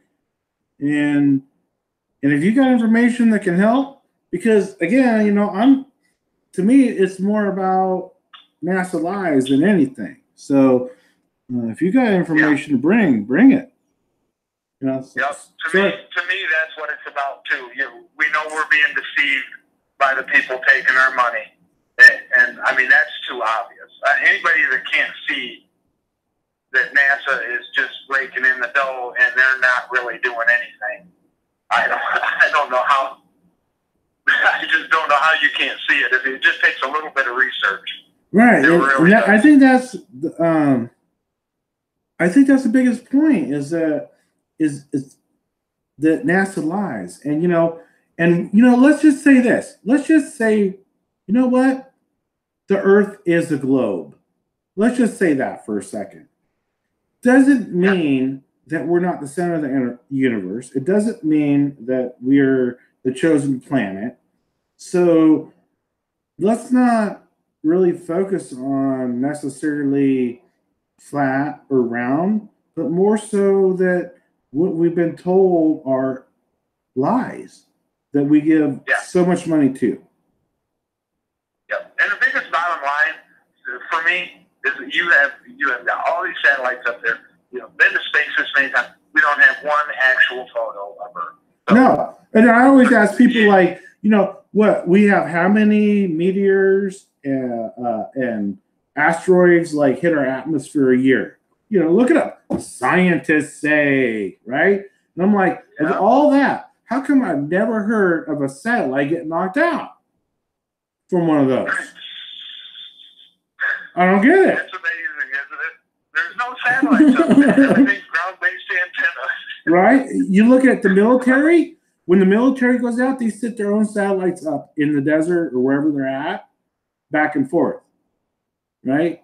From a truck. They have troposcatter radar, where they shoot two, I believe it's like radio wave beams into the sky, and they can create a big giant square that you can pull information from if you point a satellite there. It's called troposcatter radar. Just like it sounds is how it's spelled. Troposcatter radar. Military's had it forever. Right. And I believe that's what the direct TV runs off from and all that. Right. And like Flatlander that's says, why your satellite dishes have to be pointed a certain direction. Flatlander was saying in chat he doesn't see a curve. I agree. There's no curve. Look, I've been in optics since 1994. I've been in the optics field. Okay. Let me tell you something. Yeah. Okay, convex lenses, optical lenses, they divert light into your pupil. They distort your vision, okay? So when you see some of these pictures that they try to show a round, the Earth curve. A curve, yeah. It's through a lens of that camera. They can also take that same picture and make it look flat. So, do we know if it's round or flat? We don't know because they have the technology to do both. Right. The point is, NASA lies. The point is, it's a deception for in my opinion, the alien deception. Because what? Aliens go against every single religion in the world. And so if you have aliens come down to save us one day, right, quote, quote, unquote, then it debunks every religion. Does it not? And they're trying to, in my opinion, they're trying to hide a creator. They know that there is some truth to a creator, and that's what there's no way that the people, they couldn't control people if everybody understood that. Absolutely no way. If everybody understood. Did you see that one video of the guy that showed a square glass of water compared to a round glass of water and how the image behind the glasses are different? It was amazing. I haven't seen that. Okay, so a square glass, right? If you have like an arrow pointing right and you put water in a square glass, the arrow stays right and level. If you take a round glass of water and do the same thing with your arrow, the arrow is backwards and points to the left. Wow. Yeah. Yeah, and that's all light and reflection. Yeah, absolutely. It's exactly what I'm saying. Just like, I was thinking the other day, like, we have never seen an image of our own selves as other people see. Everything that we see of ourselves is a reflection and backwards. We actually never see ourselves the way other people see ourselves. Unless you're looking at a picture. Even that picture is backwards. Even that picture is a reflection. And backwards from where you are. Not from where you are. You know what I mean? It's diverted. Right. Okay. Yeah. Yep. Just like our voice, right? How we sound in our heads when we listen to this recording later, it doesn't sound like us in our heads. It sounds different. Yeah, it's always weird to listen to your voice. Right? When like after this live stream, it'll be interesting for me to go back and listen to it. Right? And then sometimes you're like, wow, I never even knew I sounded like that. Right? Yep. I never even I look like that. It's, that's the way it works. You look in the mirror, what you're looking at in the mirror is opposite of what you actually really look like. Correct. You know? Yep. Because the mole under my eye is on the left side. Right. When I look in the mirror, it's on the right side. Isn't that interesting, though? I mean, yep. And that fits into everything that we're talking about. The deception. They've had so many years to work on it, and people, it's just crazy. It really is crazy to realize how easily we can be deceived. Okay. And how these people had to work hard to do it. They had to work overtime, to pull all this off. Right. It's just crazy. So, NASA, Miss JK has an excellent question. I'm going to let you take this, okay? Her question is, can you explain why water circles the drain in the opposite direction in Australia than it does in the U.S.? Well, I've never witnessed that or experienced that like firsthand, but I heard, this is what I've heard, that it just all depends on which way the water it starts. So like if you ever, you know what I'm saying? It just all depends on which way it starts draining. So what your suggestion is? I've never seen that firsthand or done any tests on that, but I heard it's been debunked because they have people on the equator, whether on one side of the equator and then on the other side of the equator, like within 15 feet of each other. So what you're saying is maybe they're selling toilets or whatever, or drains that they have an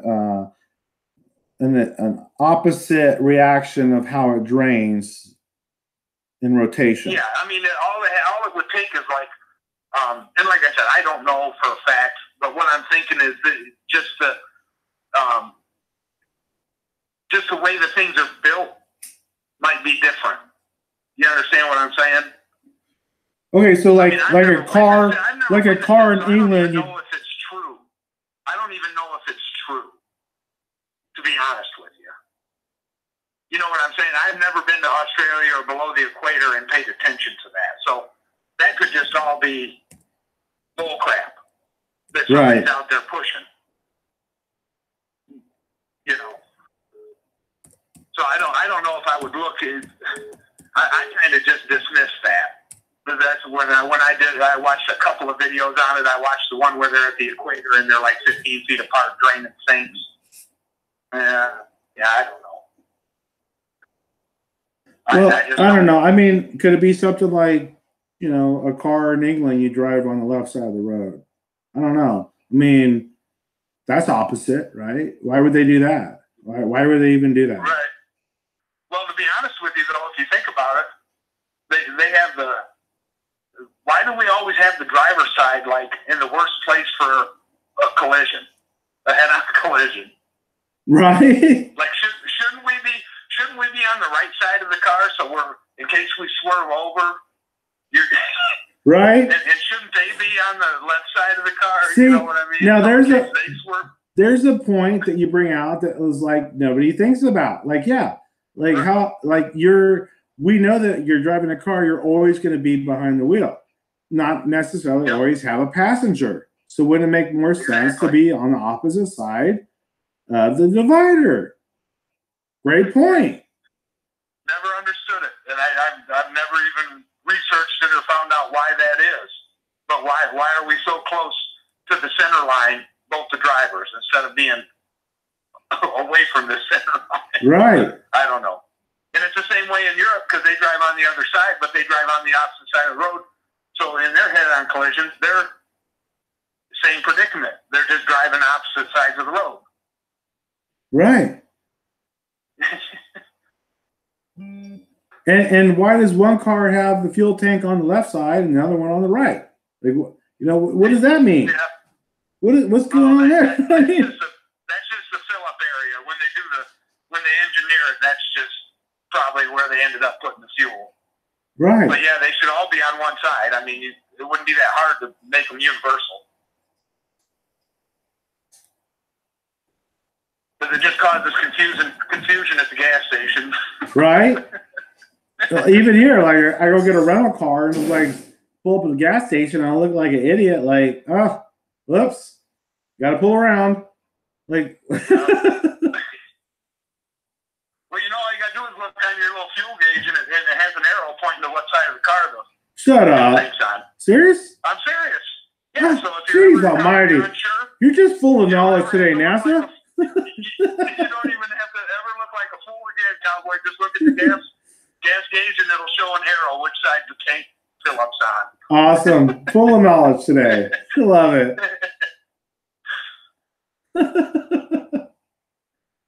Love it. Yeah, see the SpaceX went up again, right? Yeah, more satellites going up.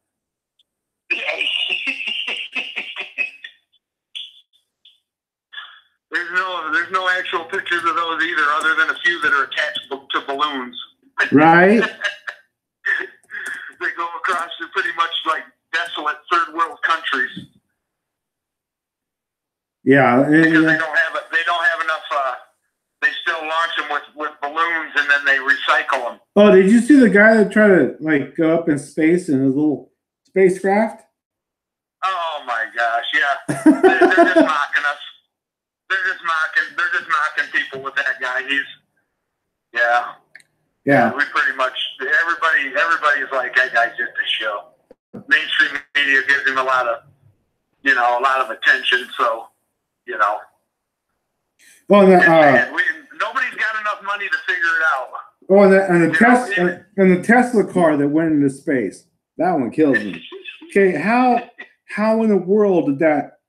I'm just saying, in the degrees that it's supposed to be in space, how did that windshield not just bust? I don't know. How is it? Who would even think about doing something like that if it wasn't to really absolutely slap us in the face? Right? Yeah. I'm serious. Yeah. Other than to get the attention of some like 6 to 12-year-old kids that are already SpaceX fanboys, you know? Right? Yeah. Unbelievable. And the windshield survived. Right. Because I can tell you this. You were from Michigan, right? Yeah. Yep. Okay. You think your windshield would last up in space? And that's the other thing I bring up with people. Like, why is it that, 80 degrees here in Sacramento, sun's out. Why is it in space it's so cold and dark? Like, where does the sunlight go between space and Earth? Disappears? Okay, well, let's take it one step further, cowboy. Think about this. I live in southeast Georgia, and it can be 95 degrees here, 90 degrees here, and 400 miles away, it can be almost freezing. And the sun's 93 million miles away, and just a couple hundred miles can make that much of a difference. Okay, well, let me bring it this way to you. I'm in Sacramento, okay? I'm in Sacramento, and here's something new that just started to happen 2 years ago because I lived in Lake Tahoe where it snows, and I've lived now in Sacramento in the valley. And so apparently now we can have thunderstorms here in the valley, and 45 minutes up the road, it's snowing. I'm like, how does that happen? How could that possibly happen? Thunderstorms or what? Right? They're based off of front. Humidity. Right. Yep. Yep. Yeah. Yep. Okay. Wet air. Wet, humid, warm air. Yeah. But apparently that's changed now. Now I can have thunderstorms and snow. Okay. Yep. It's nuts. And unfortunately, like I was saying earlier, I just don't think any of us are going to have enough money to even do any like experiments that's going to blow things out of the water. I mean, even if you won the Mega Millions for $500 million, you still don't have enough money to make any difference. And even if you tried, there'd be people coming to shut you down. Well, look at the guy. You know? Look at the guy that made the car that ran off of water. What happened to him? Right? I don't know what happened to him, but I did hear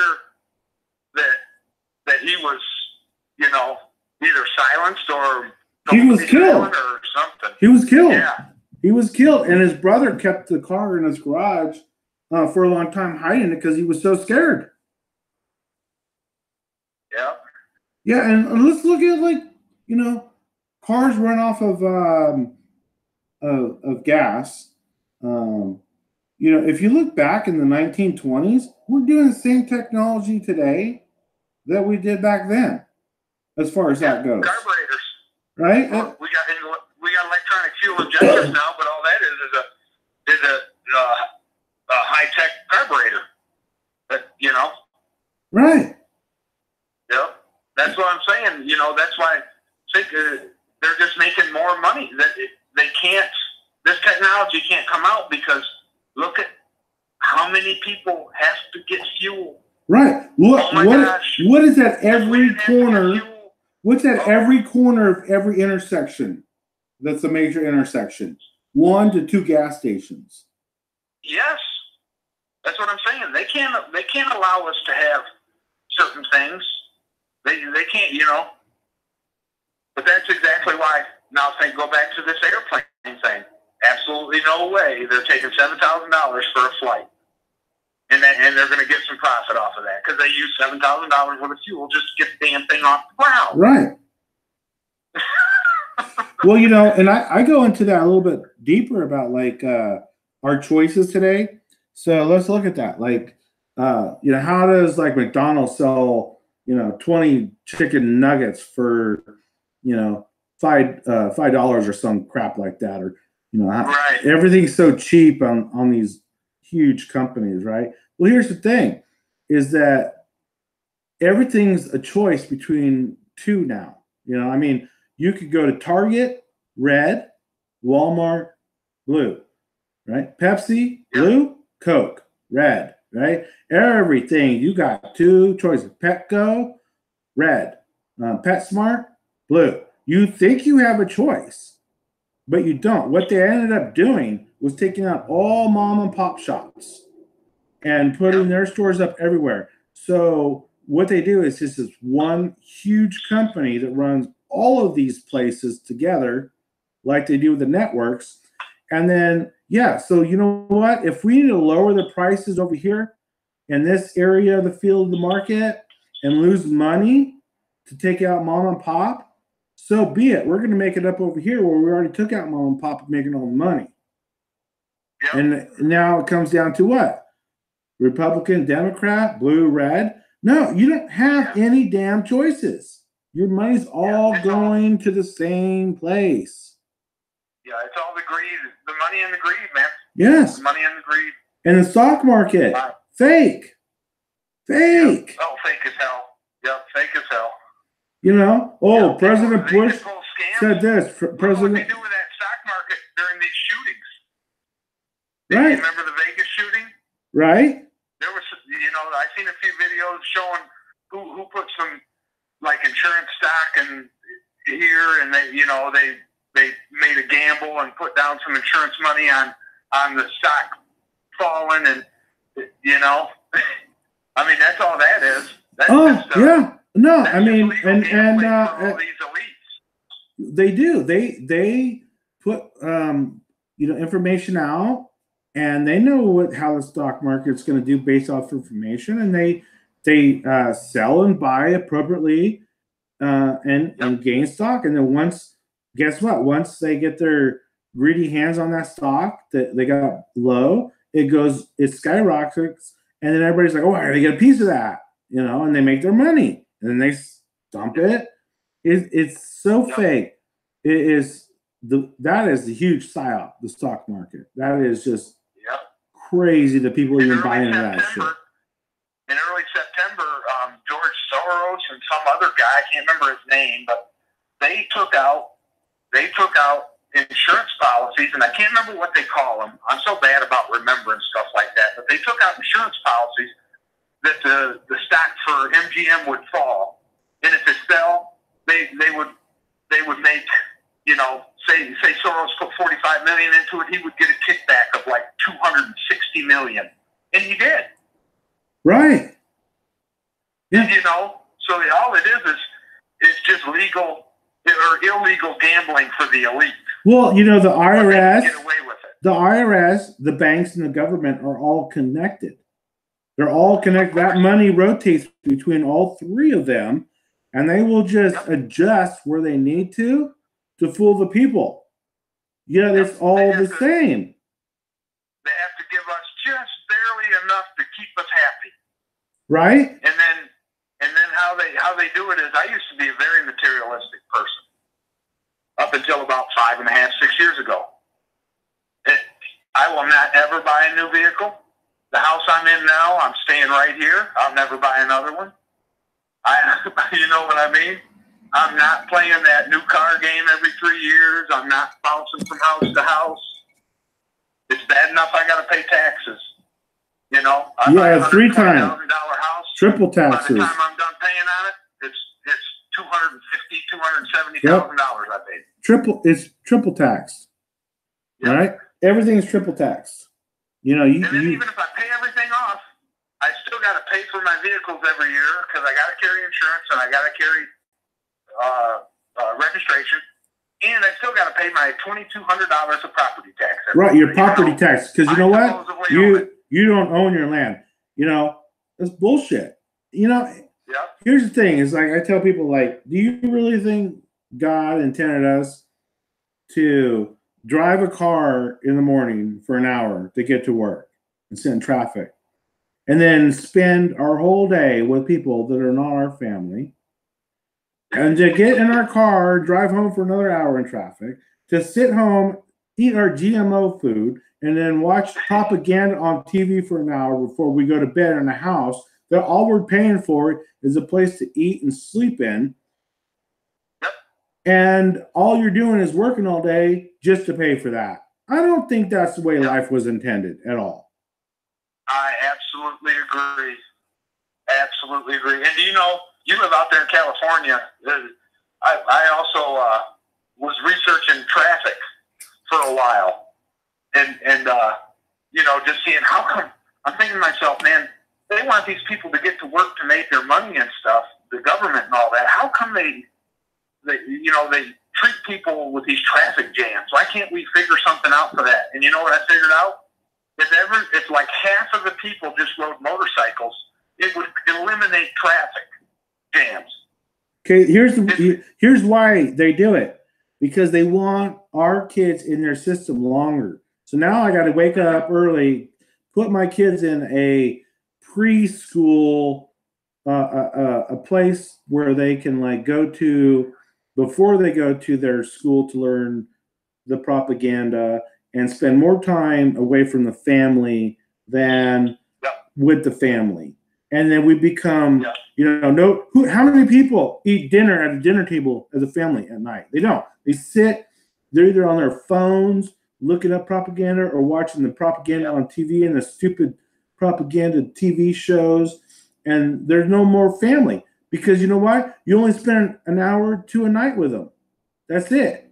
And you know what? When you get home, you want to relax. You don't, you know what I mean? Because you got to get up early tomorrow morning and do it all over again. We're slaves. We are slaves to the system. It's not how it's meant to be. And we need to change this shit. We need to get together and say no more. what? Enough is enough, right? Absolutely. And I'm just, don't take this wrong. I'm really thankful and grateful. I never had any kids.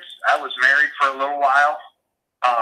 And both her and I decided that it just wasn't working out. We still talk, so it wasn't a bad marriage by any means. But I don't have any kids. And now I feel like I'm ready to have one and responsible enough. I don't even want to bring a child into this world. I just don't.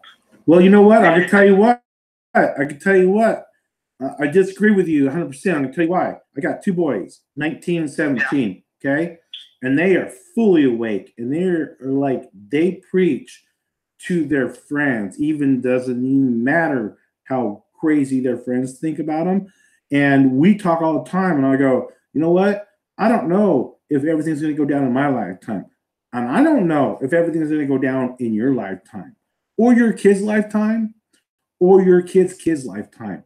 All I know is that we know this information. We've been taught this. God gave us this information, and we need to pass it on. So what nationalize, you need to have kids, and you need to pass that on for the next generation. Otherwise, your information dies with you.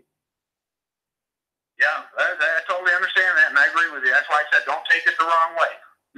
No, I'm not. I'm just saying. Anybody that's afraid to bring kids in this world nowadays, don't do it. Bring them in and teach them, and share, and bring. And we need to keep strong with that.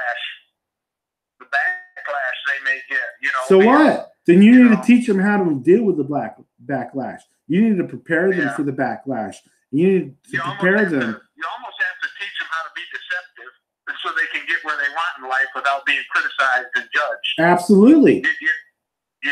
It's sad to say, but they almost have to hide it a little bit if they're going to get to where they really want to get in life, probably because. Well, you know what? And here's the thing.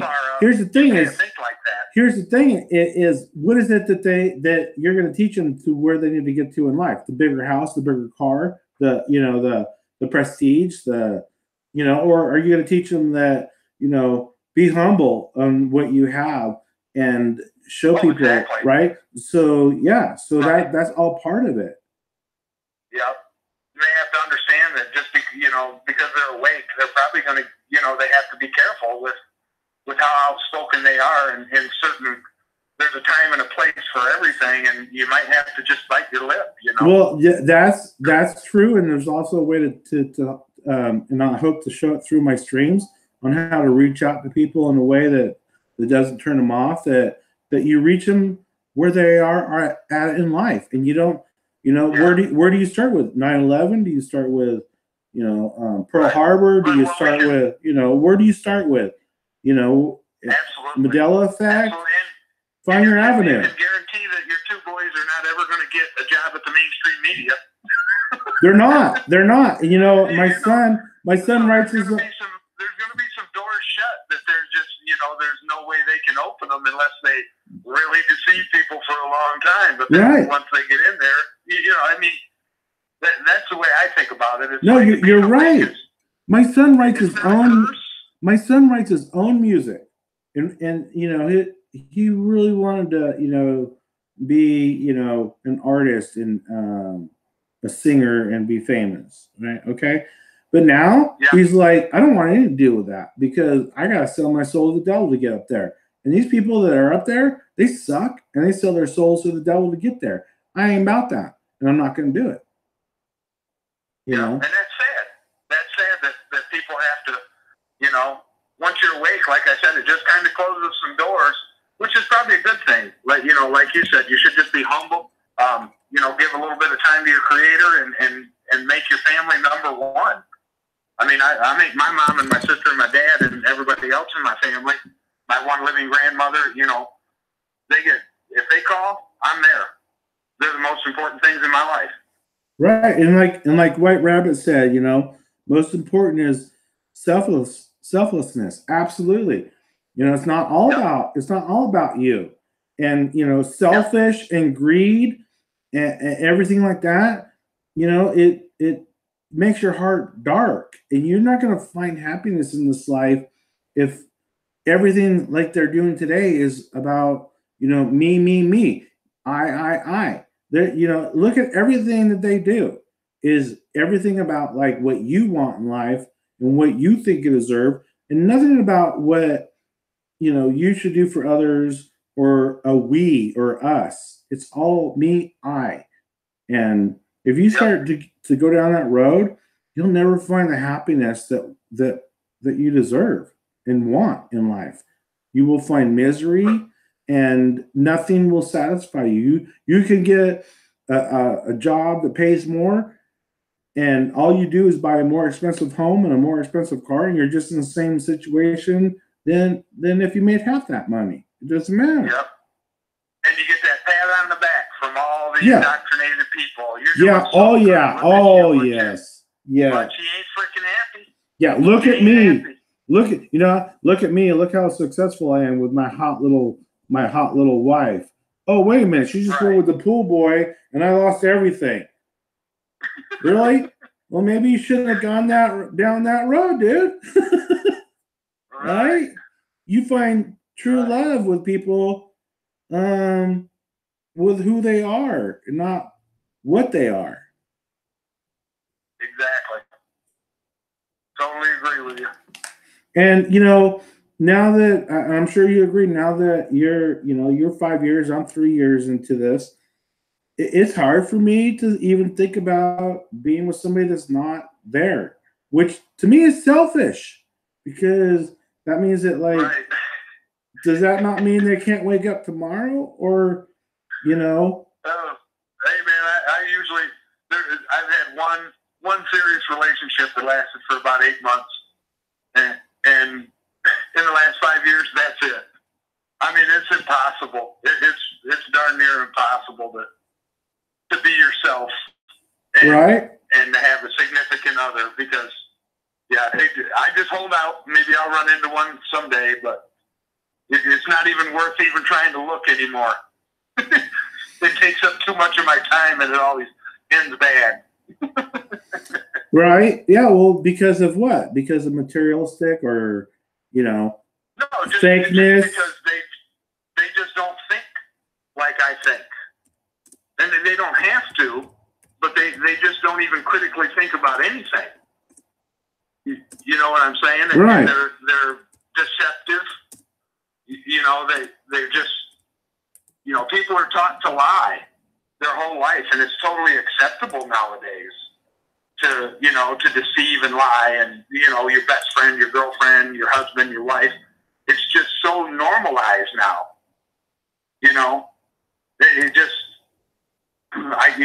It's hard to find somebody, especially at 44. You know what I'm saying? I'm 48, and I don't give up hope. I'm not out there. No, I don't. I don't. It's just hard. It's just hard, and I'm totally afraid to get into something and then it not turn out. I've got too much to lose. I've got a home, decent job, couple vehicles that are old, paid off. A little truck and a bigger truck, whatever. But I could lose everything if I found the wrong person. Right. Well, you know what? I'm about to lose. I'll be honest with you. I'm about to lose everything right now. And, I don't even care, because, this is a materialistic world and I'm not part of it. And there's nothing that can happen to me that's going to take my faith, my views away. Right. And, I'm okay with that. And but is that the mother of your kids, though? No, the mother of my kids are not. We've been divorced since 2010. Oh, okay. Okay. Yeah. No, I'm not trying to pry. I'm just we curious. were. That's all. No, 14 years of marriage, and I've been divorced since 2010. Yeah. And I mean that has no effect on me at all. I'm okay with whatever God puts in front of me. And I know that I'm not of this world. And I know that because the more I'm into that, the more the struggle becomes in my world of this world. And I get that, and I accept it. And I understand that. I tell people that have no faith, and are blind to it all. You know, like you don't understand until you get there. You don't understand until you give yourself to Christ the struggles that you're going to get. Like that's when your world is hard. That's when everything is a struggle.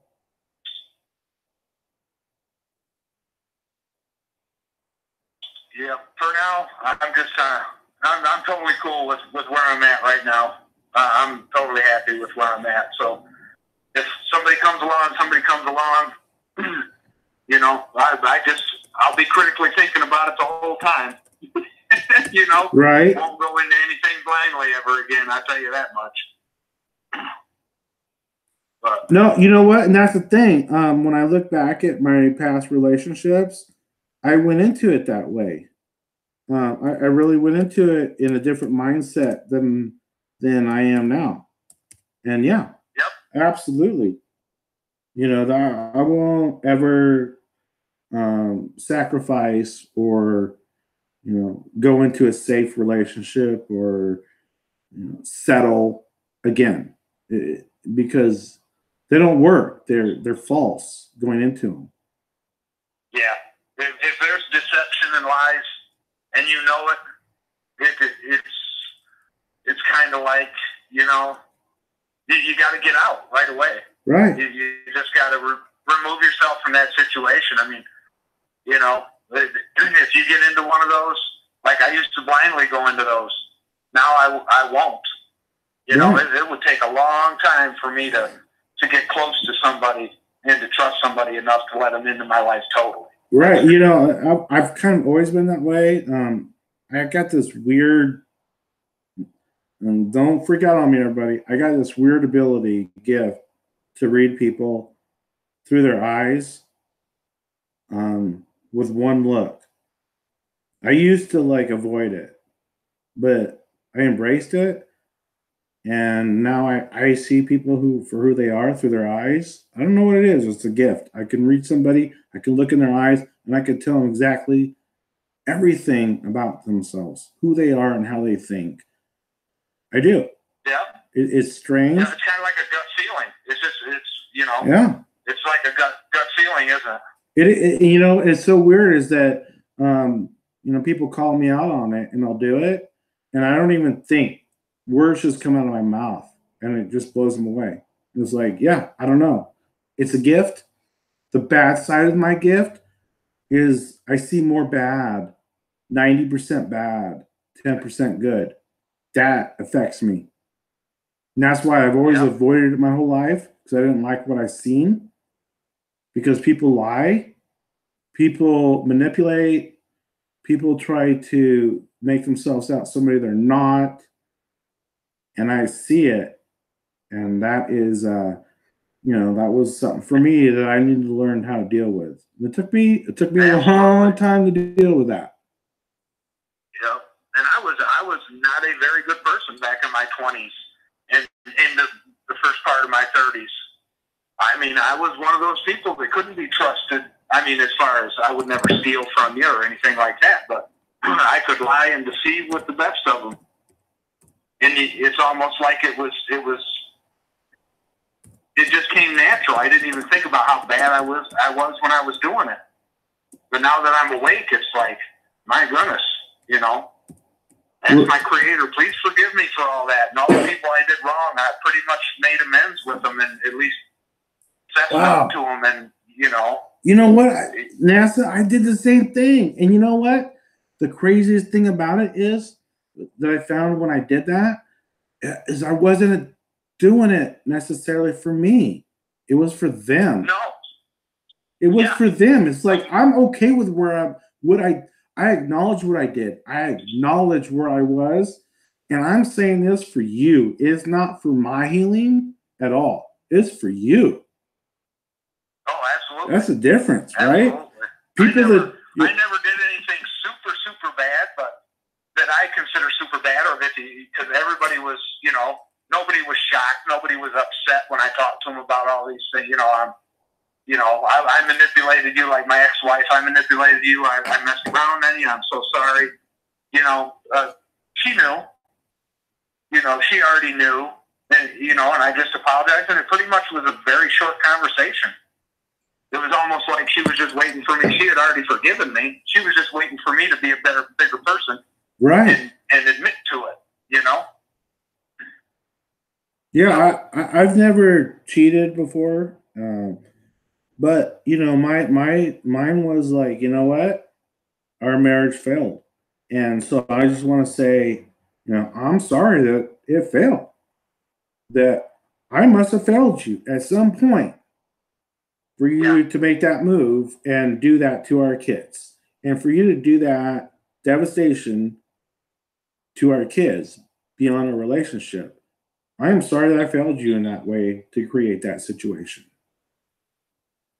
You know, I don't know what else to say. I mean, obviously there was something, you know, it wasn't, we never really fought. There was no cheating. We did everything together, but there was enough behind the scenes, I guess, to where she felt, you know, devastating our children was worth the change.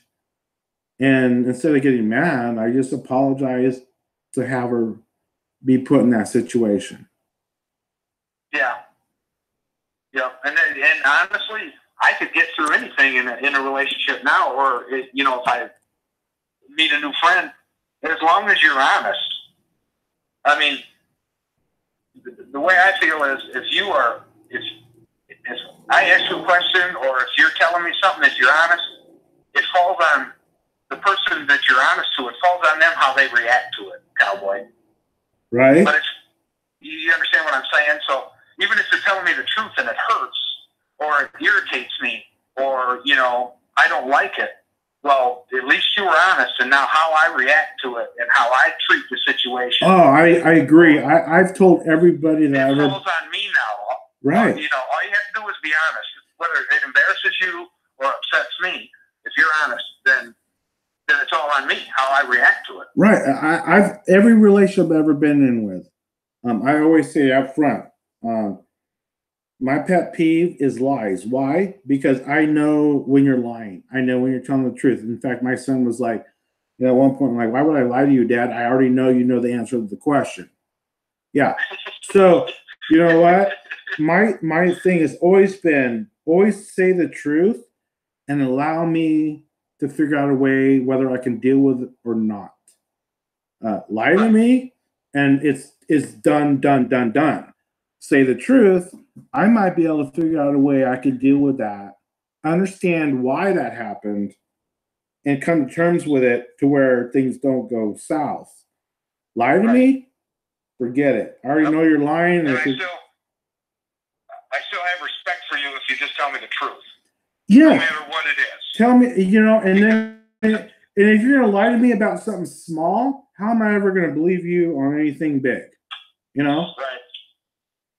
And so I'm sure people are sick of listening to our ex-wives with women and stuff like that. But it all kind of ties in to the lies that they tell us. It doesn't it? They teach people. They teach us how to lie. They teach Yep. you, absolutely, NASA. They teach you how to lie. And, you know, what do they say? Like, you know, you tell a lie long enough, people will start to believe it, right? And here's the thing. Tell yourself a lie long enough, and you'll believe it yourself, too. Even if it's about your own self.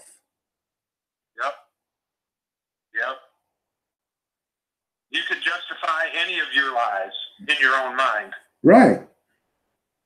and if you just keep playing dumb, like, I don't know why you don't believe me, and you keep doing it, then they're going to end up, like, at some point either believing you or leaving you. Right. And you hope you don't get asked the same question about a lie over and over again. Right. You know, I mean, it's a bad road to be on. All lies get caught. That's what they do to us. All lies get caught. Lie, yeah. Lie. They lie. You know, the thing is like I said, I have the ability of, like, I'll admit it. I ask questions with people that I know the answer to. Let's say something as simple as, like, what's your name? I know what your name is. Right? Yeah. And I can see when they answer the question how they look in their eyes. And then I can ask them from that information, You know, I might ask a question again, and now from that, I know how their eyes look in their response to that question. So once I already know how the eyes look in a response to one question, or body language, or tone of voice from a question I know the answer to, I could determine all other answers from that. Exactly. Yep. And It's, you could tell by people's eyes in one picture of a person. You can determine everything about them from that picture. It's amazing. well, It really is. I don't think I could. Well, it's amazing. I meet people that I never met before, and I'm really bad with names because I don't listen to the words. To me, it's tones.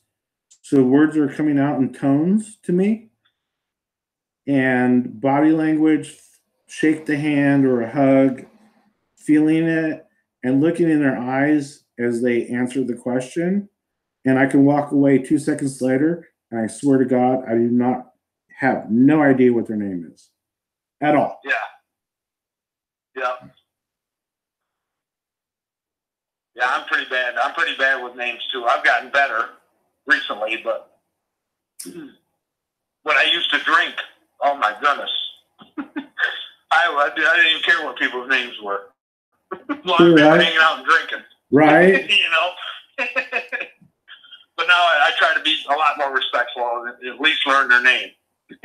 Right. You know, and I'm a chameleon, and I can get along with everybody. And the reason for that is because I don't look at people as groups of like whatever you're into. I look at people for who they are, and Right. their hobbies, their likes, their dislikes. It's no meaning to me at all, at all. Right. You don't stereotype people. I have no stereotypes at all because I look at the people. Yeah. I mean, you know, so I like a certain football team.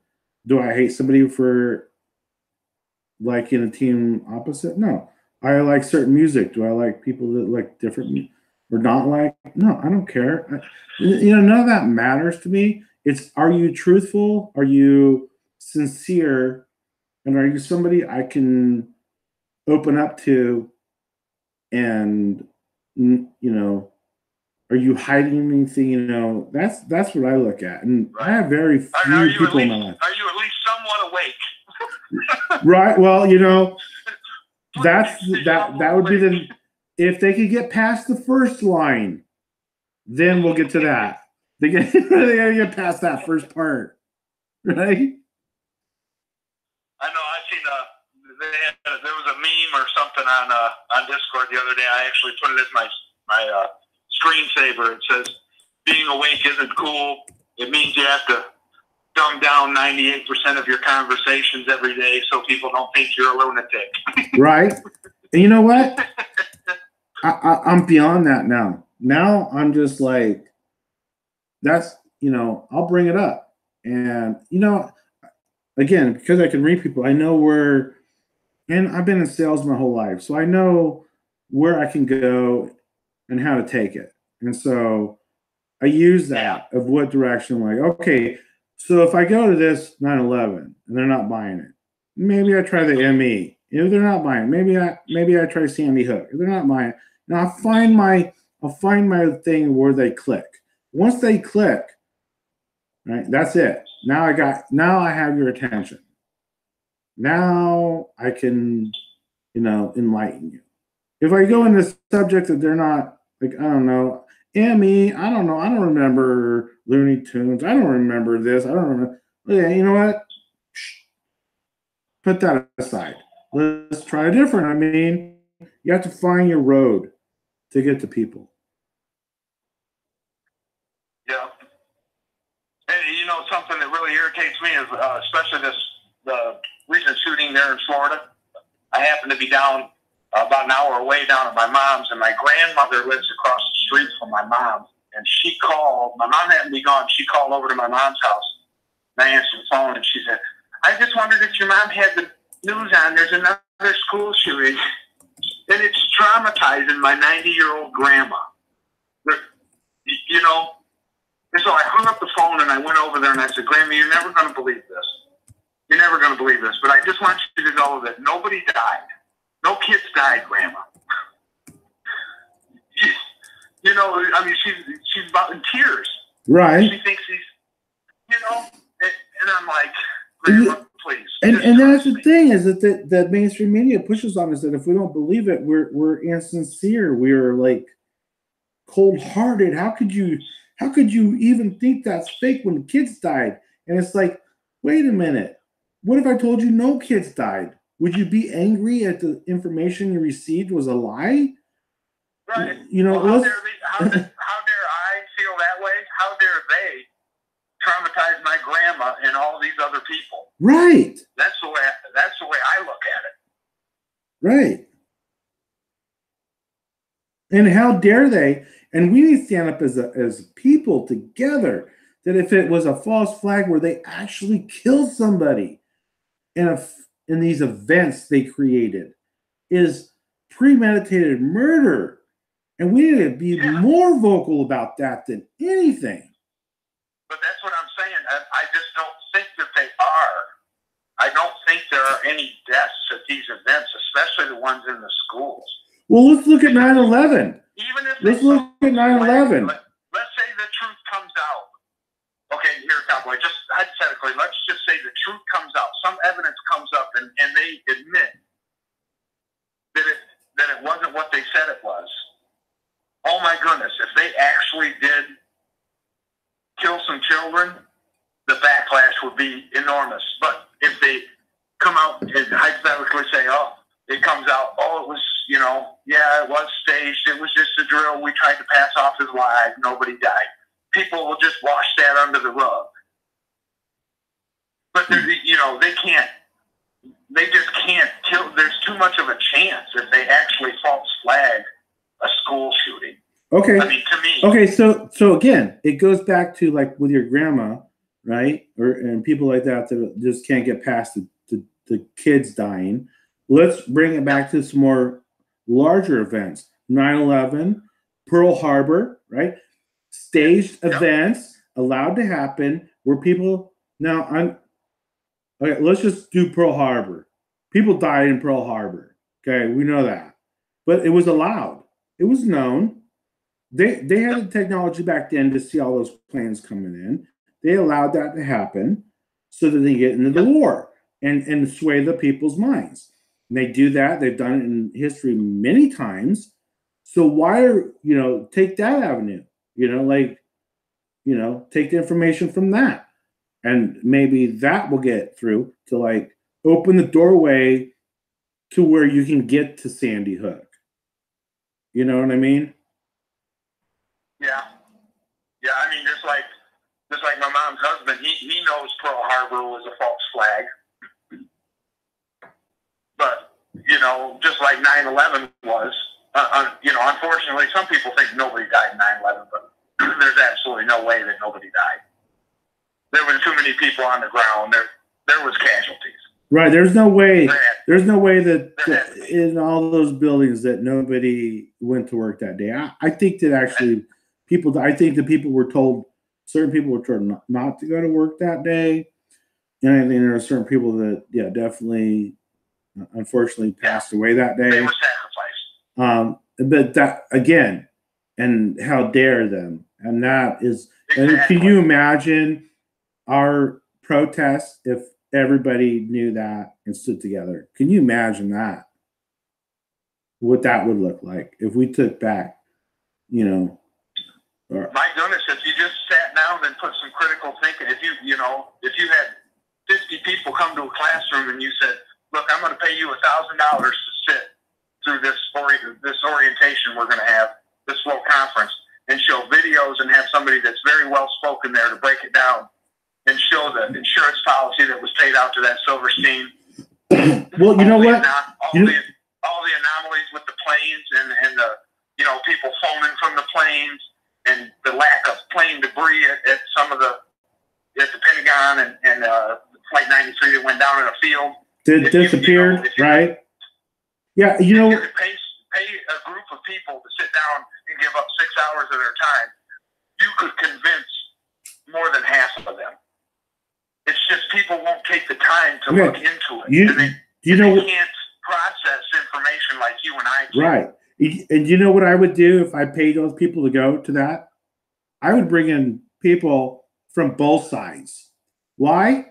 Yeah. Because at the end of it, you would be like, wow, the actual storyline, the official story, makes less sense than the other story. So you'd have to bring in both sides to allow them to counteract each other, kind of like a jury, right? With two lawyers spewing arguments to show people, here's the official storyline. Here's an expert going to say it. Here's experts debating it, saying it their way, and make up your mind. And I guarantee you it'd be more than half the people that left that room that would then think it was lies. Yeah. Yep, that's why, unfortunately, to wake up, you have to put a little bit of time into it, and you have to be a critical thinker. I don't want to say that people that are awake are more intelligent. That's not the case at all. Some people, they're so comfortable with being told what to believe with their indoctrination that they're not even going to give it a second thought. They're not even going to look into anomalies. They're so used to believing everything an authority figure has told them their whole life that they're comfortable with it, and they get defensive. You ever ran into people like that get really defensive if you try and show them something that makes sense? Absolutely. No, it does. And it goes back to like, look at everything that comes up in anything. What do they do? As soon as anything comes up, they regurgitate like 9/11, Sandy Hook. They just keep pushing it back like, hey, don't forget that real story back there. If you believe this one, that was true too. Like, connect it. Like, it's still going on. It's all true, And if anybody believes differently from one of those events, they're tinfoiling hat, crazy conspiracy theorists.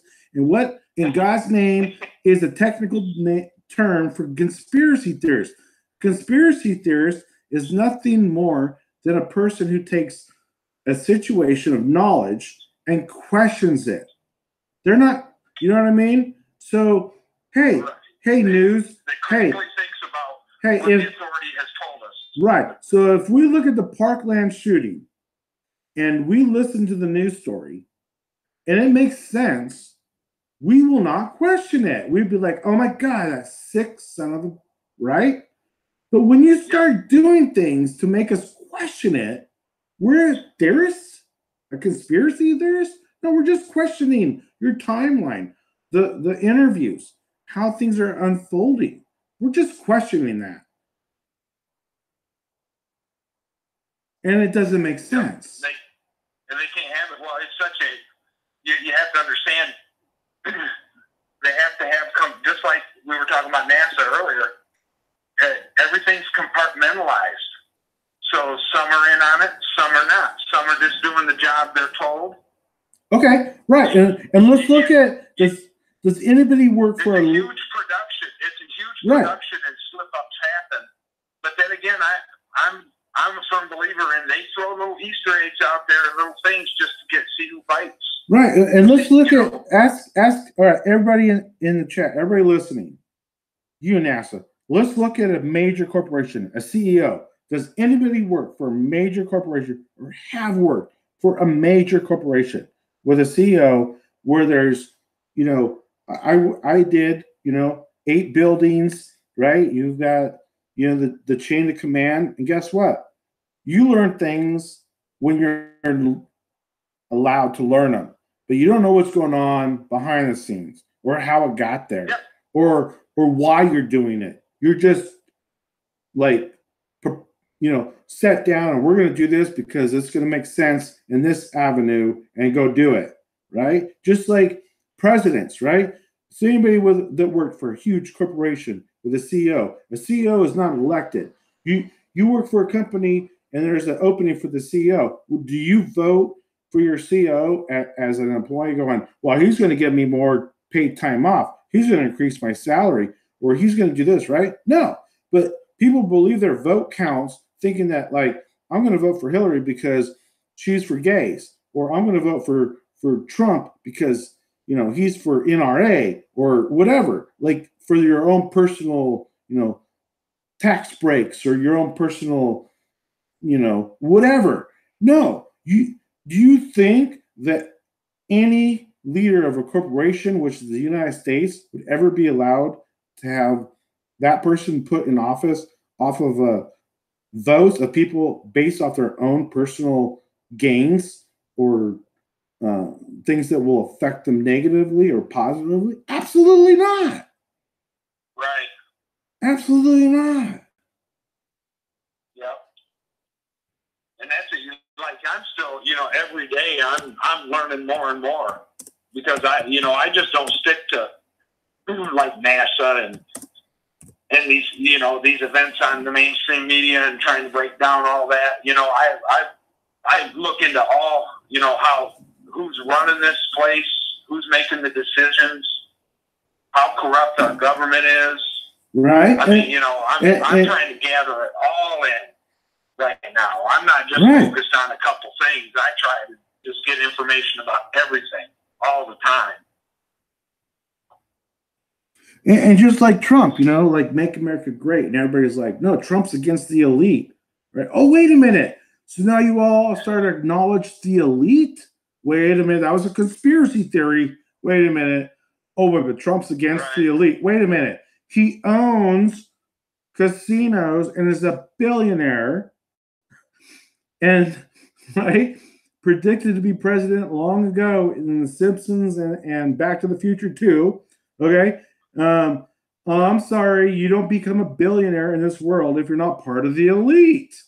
And his dad was a 33-degree Freemason. Exactly. He's in there to make the rich richer. That's why he was put in that position. Right. And why? They put him there because they got sick of Hillary getting all the money. And Hillary was running her own scam. Right. And I just want to point out, White Rabbit, you're absolutely right. I mean, White Rabbit's on point tonight too. I mean, well, everybody in the chat, awesome, man. And again, there's no right answer to anybody, no wrong answer. So don't ever feel that you can't say anything in here that goes against anything I have to say, or NASA or anybody in the chat, because we're all here to learn together. So. Yeah, and I want to apologize to everybody. I'm not sitting in front of my computer. I'm usually on my phone. I'm not in front of my computer, so I can't see the chat, and I apologize. Well, it's been good. It's been a good chat, for sure. I think everybody here kind of agrees. I mean, we've gone on a lot of topics tonight, and, I think that basically what it all comes down to, NASA, is that, we all see things the same, maybe through different views or whatever, but the reality is that we see it and we're talking about it. And that's why we're all here tonight. We're all here tonight to talk about it. And why are we doing that? Because we not only, do we all say, like, well, are you out there, like, exposing it to people? But why do we keep coming together like this? Is it because we are still eager for the knowledge of it, and we are still learning of it, and we are still looking for answers ourselves, right? I mean, absolutely. And another thing, Cowboy, I wish I could snap my fingers, because if everybody could just see things for what they were, the world would be such a much more loving and peaceful place, wouldn't it? Wouldn't it? But here's the other part of that, is that we've been lied to so long. how has it affected you to realize that everything in your life has been a lie? And how do you reach to those people that can't handle that? Because it is devastating. It is something that 99% of the people cannot handle because it's been in place for so long. Look how what you've have brought to the table tonight, and you only been awake 5 years. Me, 3 years. How many people in the chat? How many years have you been awake? Okay, and if you look at that small portion of time that we actually been awake in our lives compared to the history of this world, how do you get across to those people to say, no, it goes all the way back to Egyptian times. It goes all the way back before, the resurrection of Christ. How do you do that? Man, that's a hard pill to swallow, right?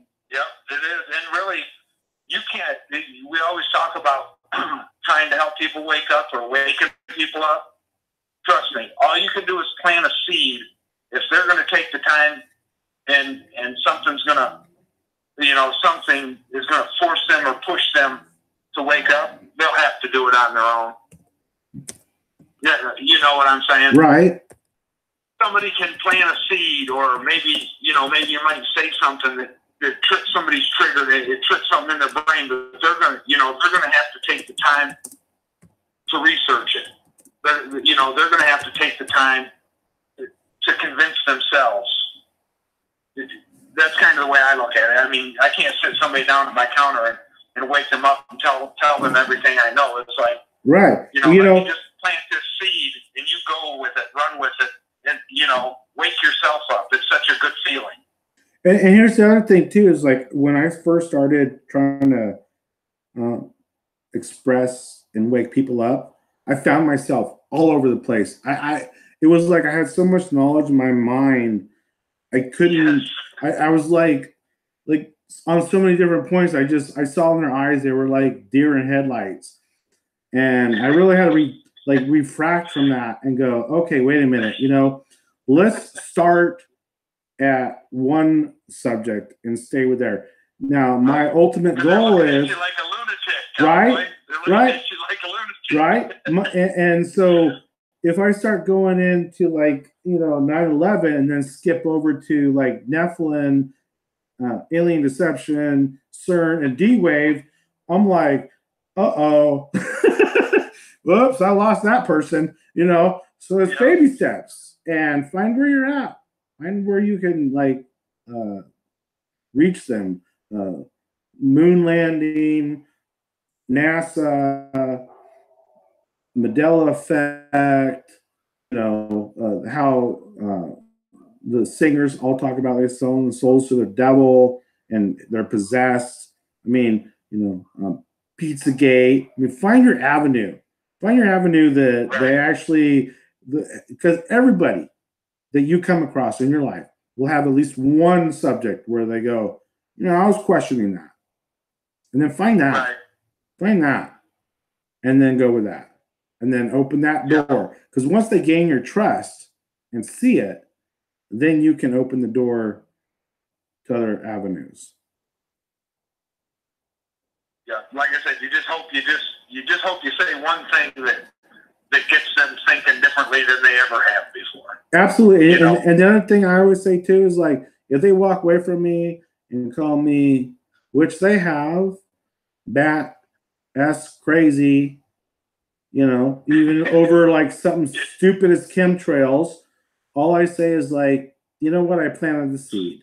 I planted a seed. And at some point in their life, they're going to look back and go, you know what? Cowboy said something about that one day. You know what? Maybe I'm going to reach back out to him and ask him about that.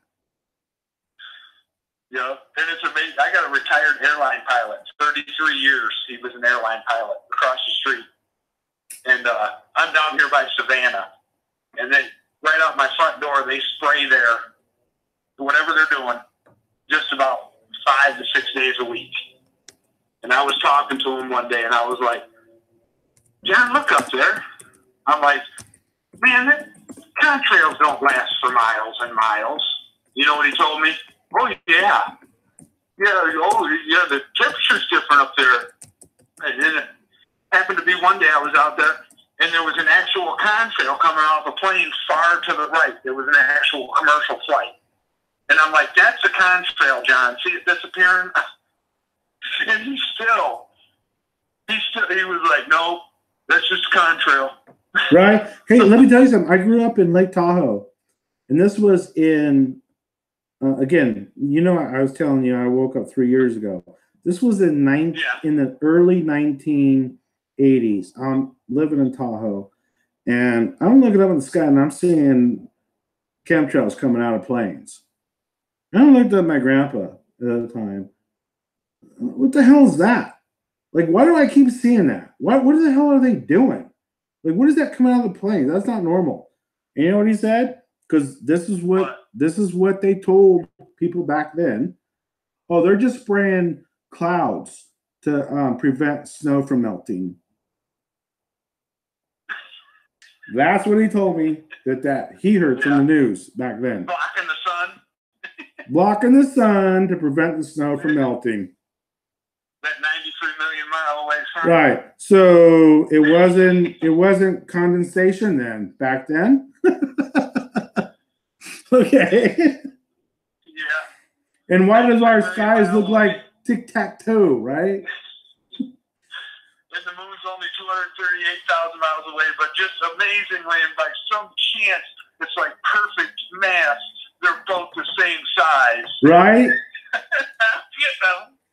Right? No, you know what I love best? I love the guys that do videos on the sun rays and how again, the math guy, the angles of the sun rays on Earth. That is like, to me, is huge. Like, that's not. Yeah. If the sun was that far away, the angles would not look like that coming down. Well, 238,000 miles away, the perfect time. A lot of people don't realize this. When you got a full moon out there and it's cloudy, go out and look. It only lights up locally. You know, when there's a full moon or close to a full moon and you got clouds, it only lights up a little bit around. It's a perfect example. Right. Of that moon is not that far away. Yeah. You can almost get a better example with that moon than you can the sun. Yeah, I asked a guy one time on a stream, like, so let me get this straight. So the moon is in orbit of the Earth because of our gravitational pull.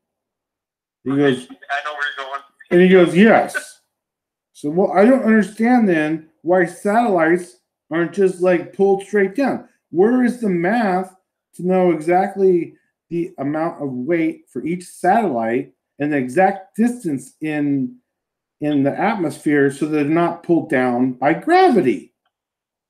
If they can hold the moon, if the Earth can hold the moon in gravity, how are satellites not pulled down from space?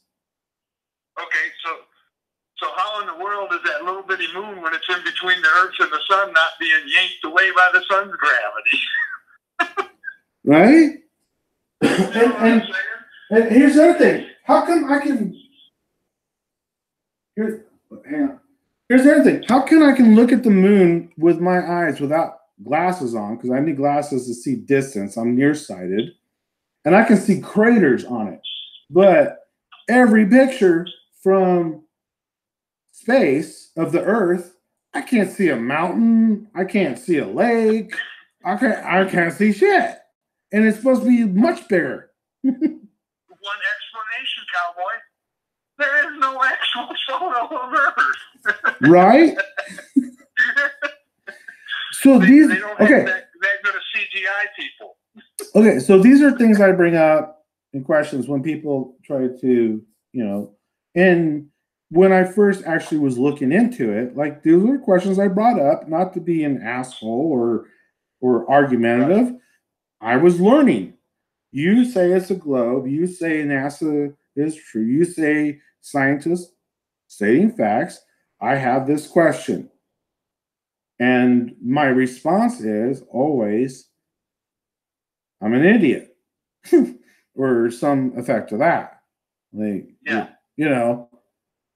okay, so we're going to just call me names because I don't get it. Like let's look at my live stream, right? This is my third one. The last two tests, complete failures. I was learning. You know what I mean? Right. You learn. You ask questions. That's how you learn.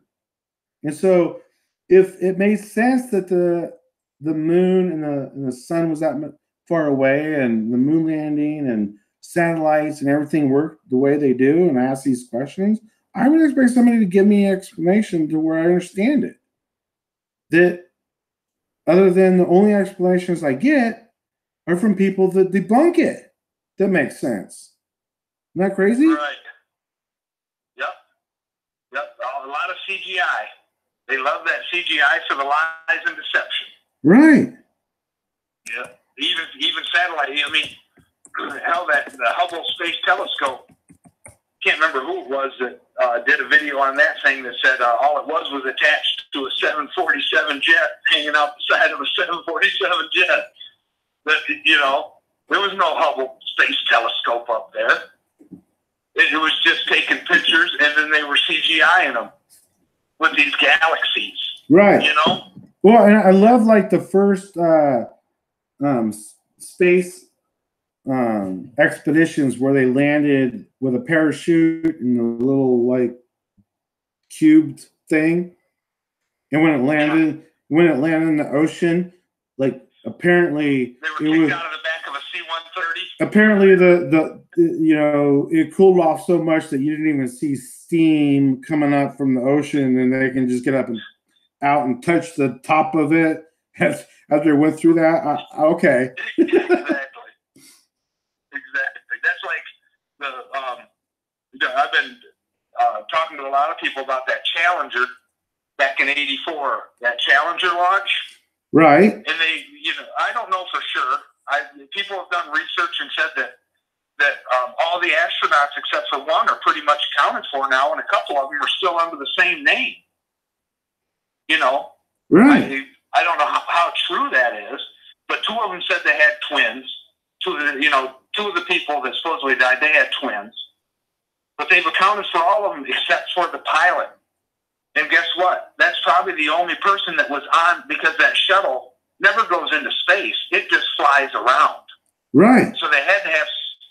So I'm pretty sure that there was somebody that died in the shuttle explosion, the Challenger, but it was probably just the one that had the pilot on the space shuttle.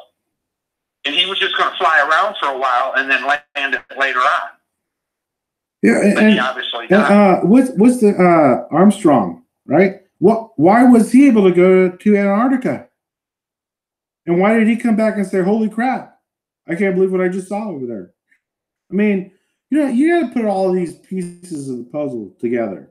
You know. Yeah. Once you do your research, man, and you start putting the pieces together, it becomes obvious. I mean, of course, there's no overwhelming proof either way. But, I mean, all the circumstantial evidence, you know, they convict people in a court of law with circumstantial evidence. Right. And there's enough of it about a lot of events, especially anything surrounding NASA.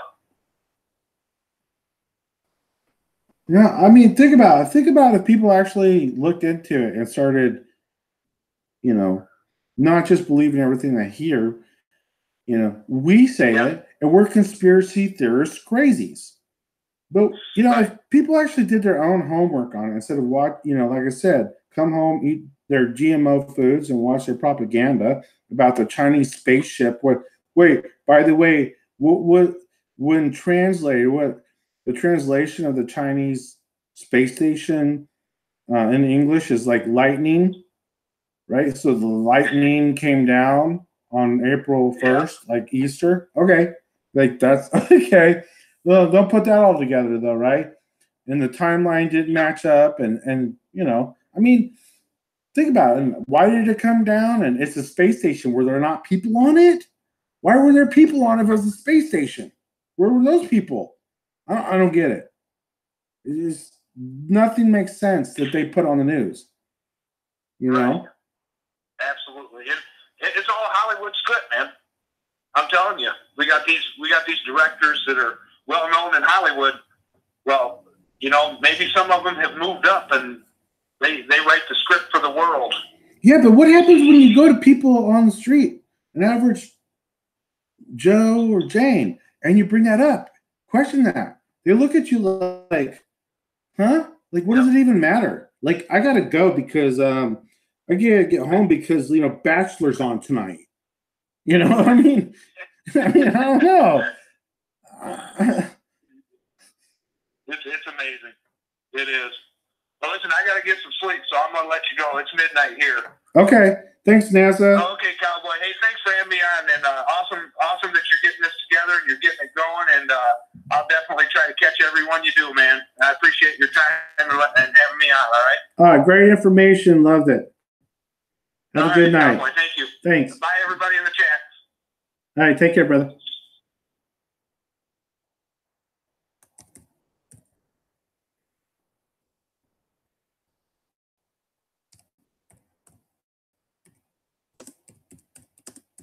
All right, everybody. Phone line is open. Anybody else want to call in and talk and share? I'm up for it.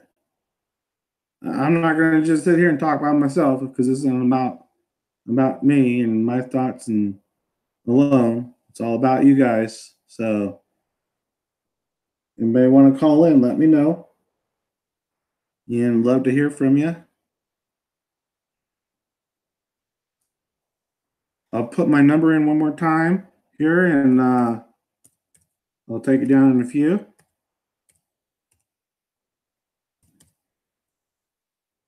If I can type.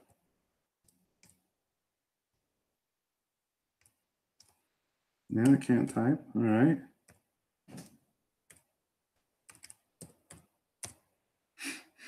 So, would anybody like to call in? Anybody got anything to say? Talk about? Anything goes. Everything goes. Doesn't matter what it is.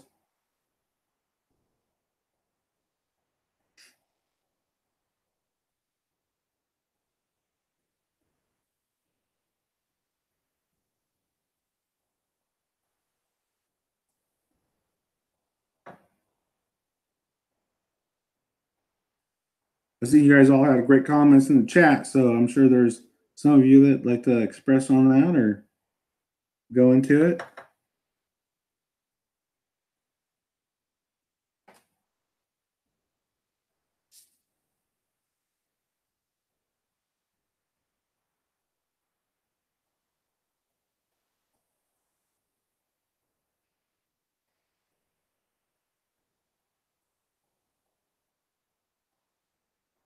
If not, then maybe I should just shut it down for a little bit. I do got to run to the store real quick. And if nobody else is up live or anything, I'll restart it, another live chat, and hopefully somebody will call in. So give it a couple more seconds for somebody to call in. If not, I will shut it down and I will be back.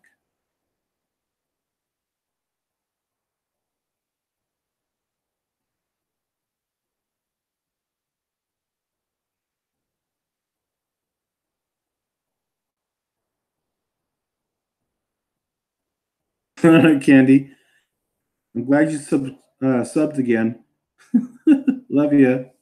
So, Candy, I'm gonna probably run to the store, and then Don, there you are too. And I expect one of you to call in when I come back live. So, I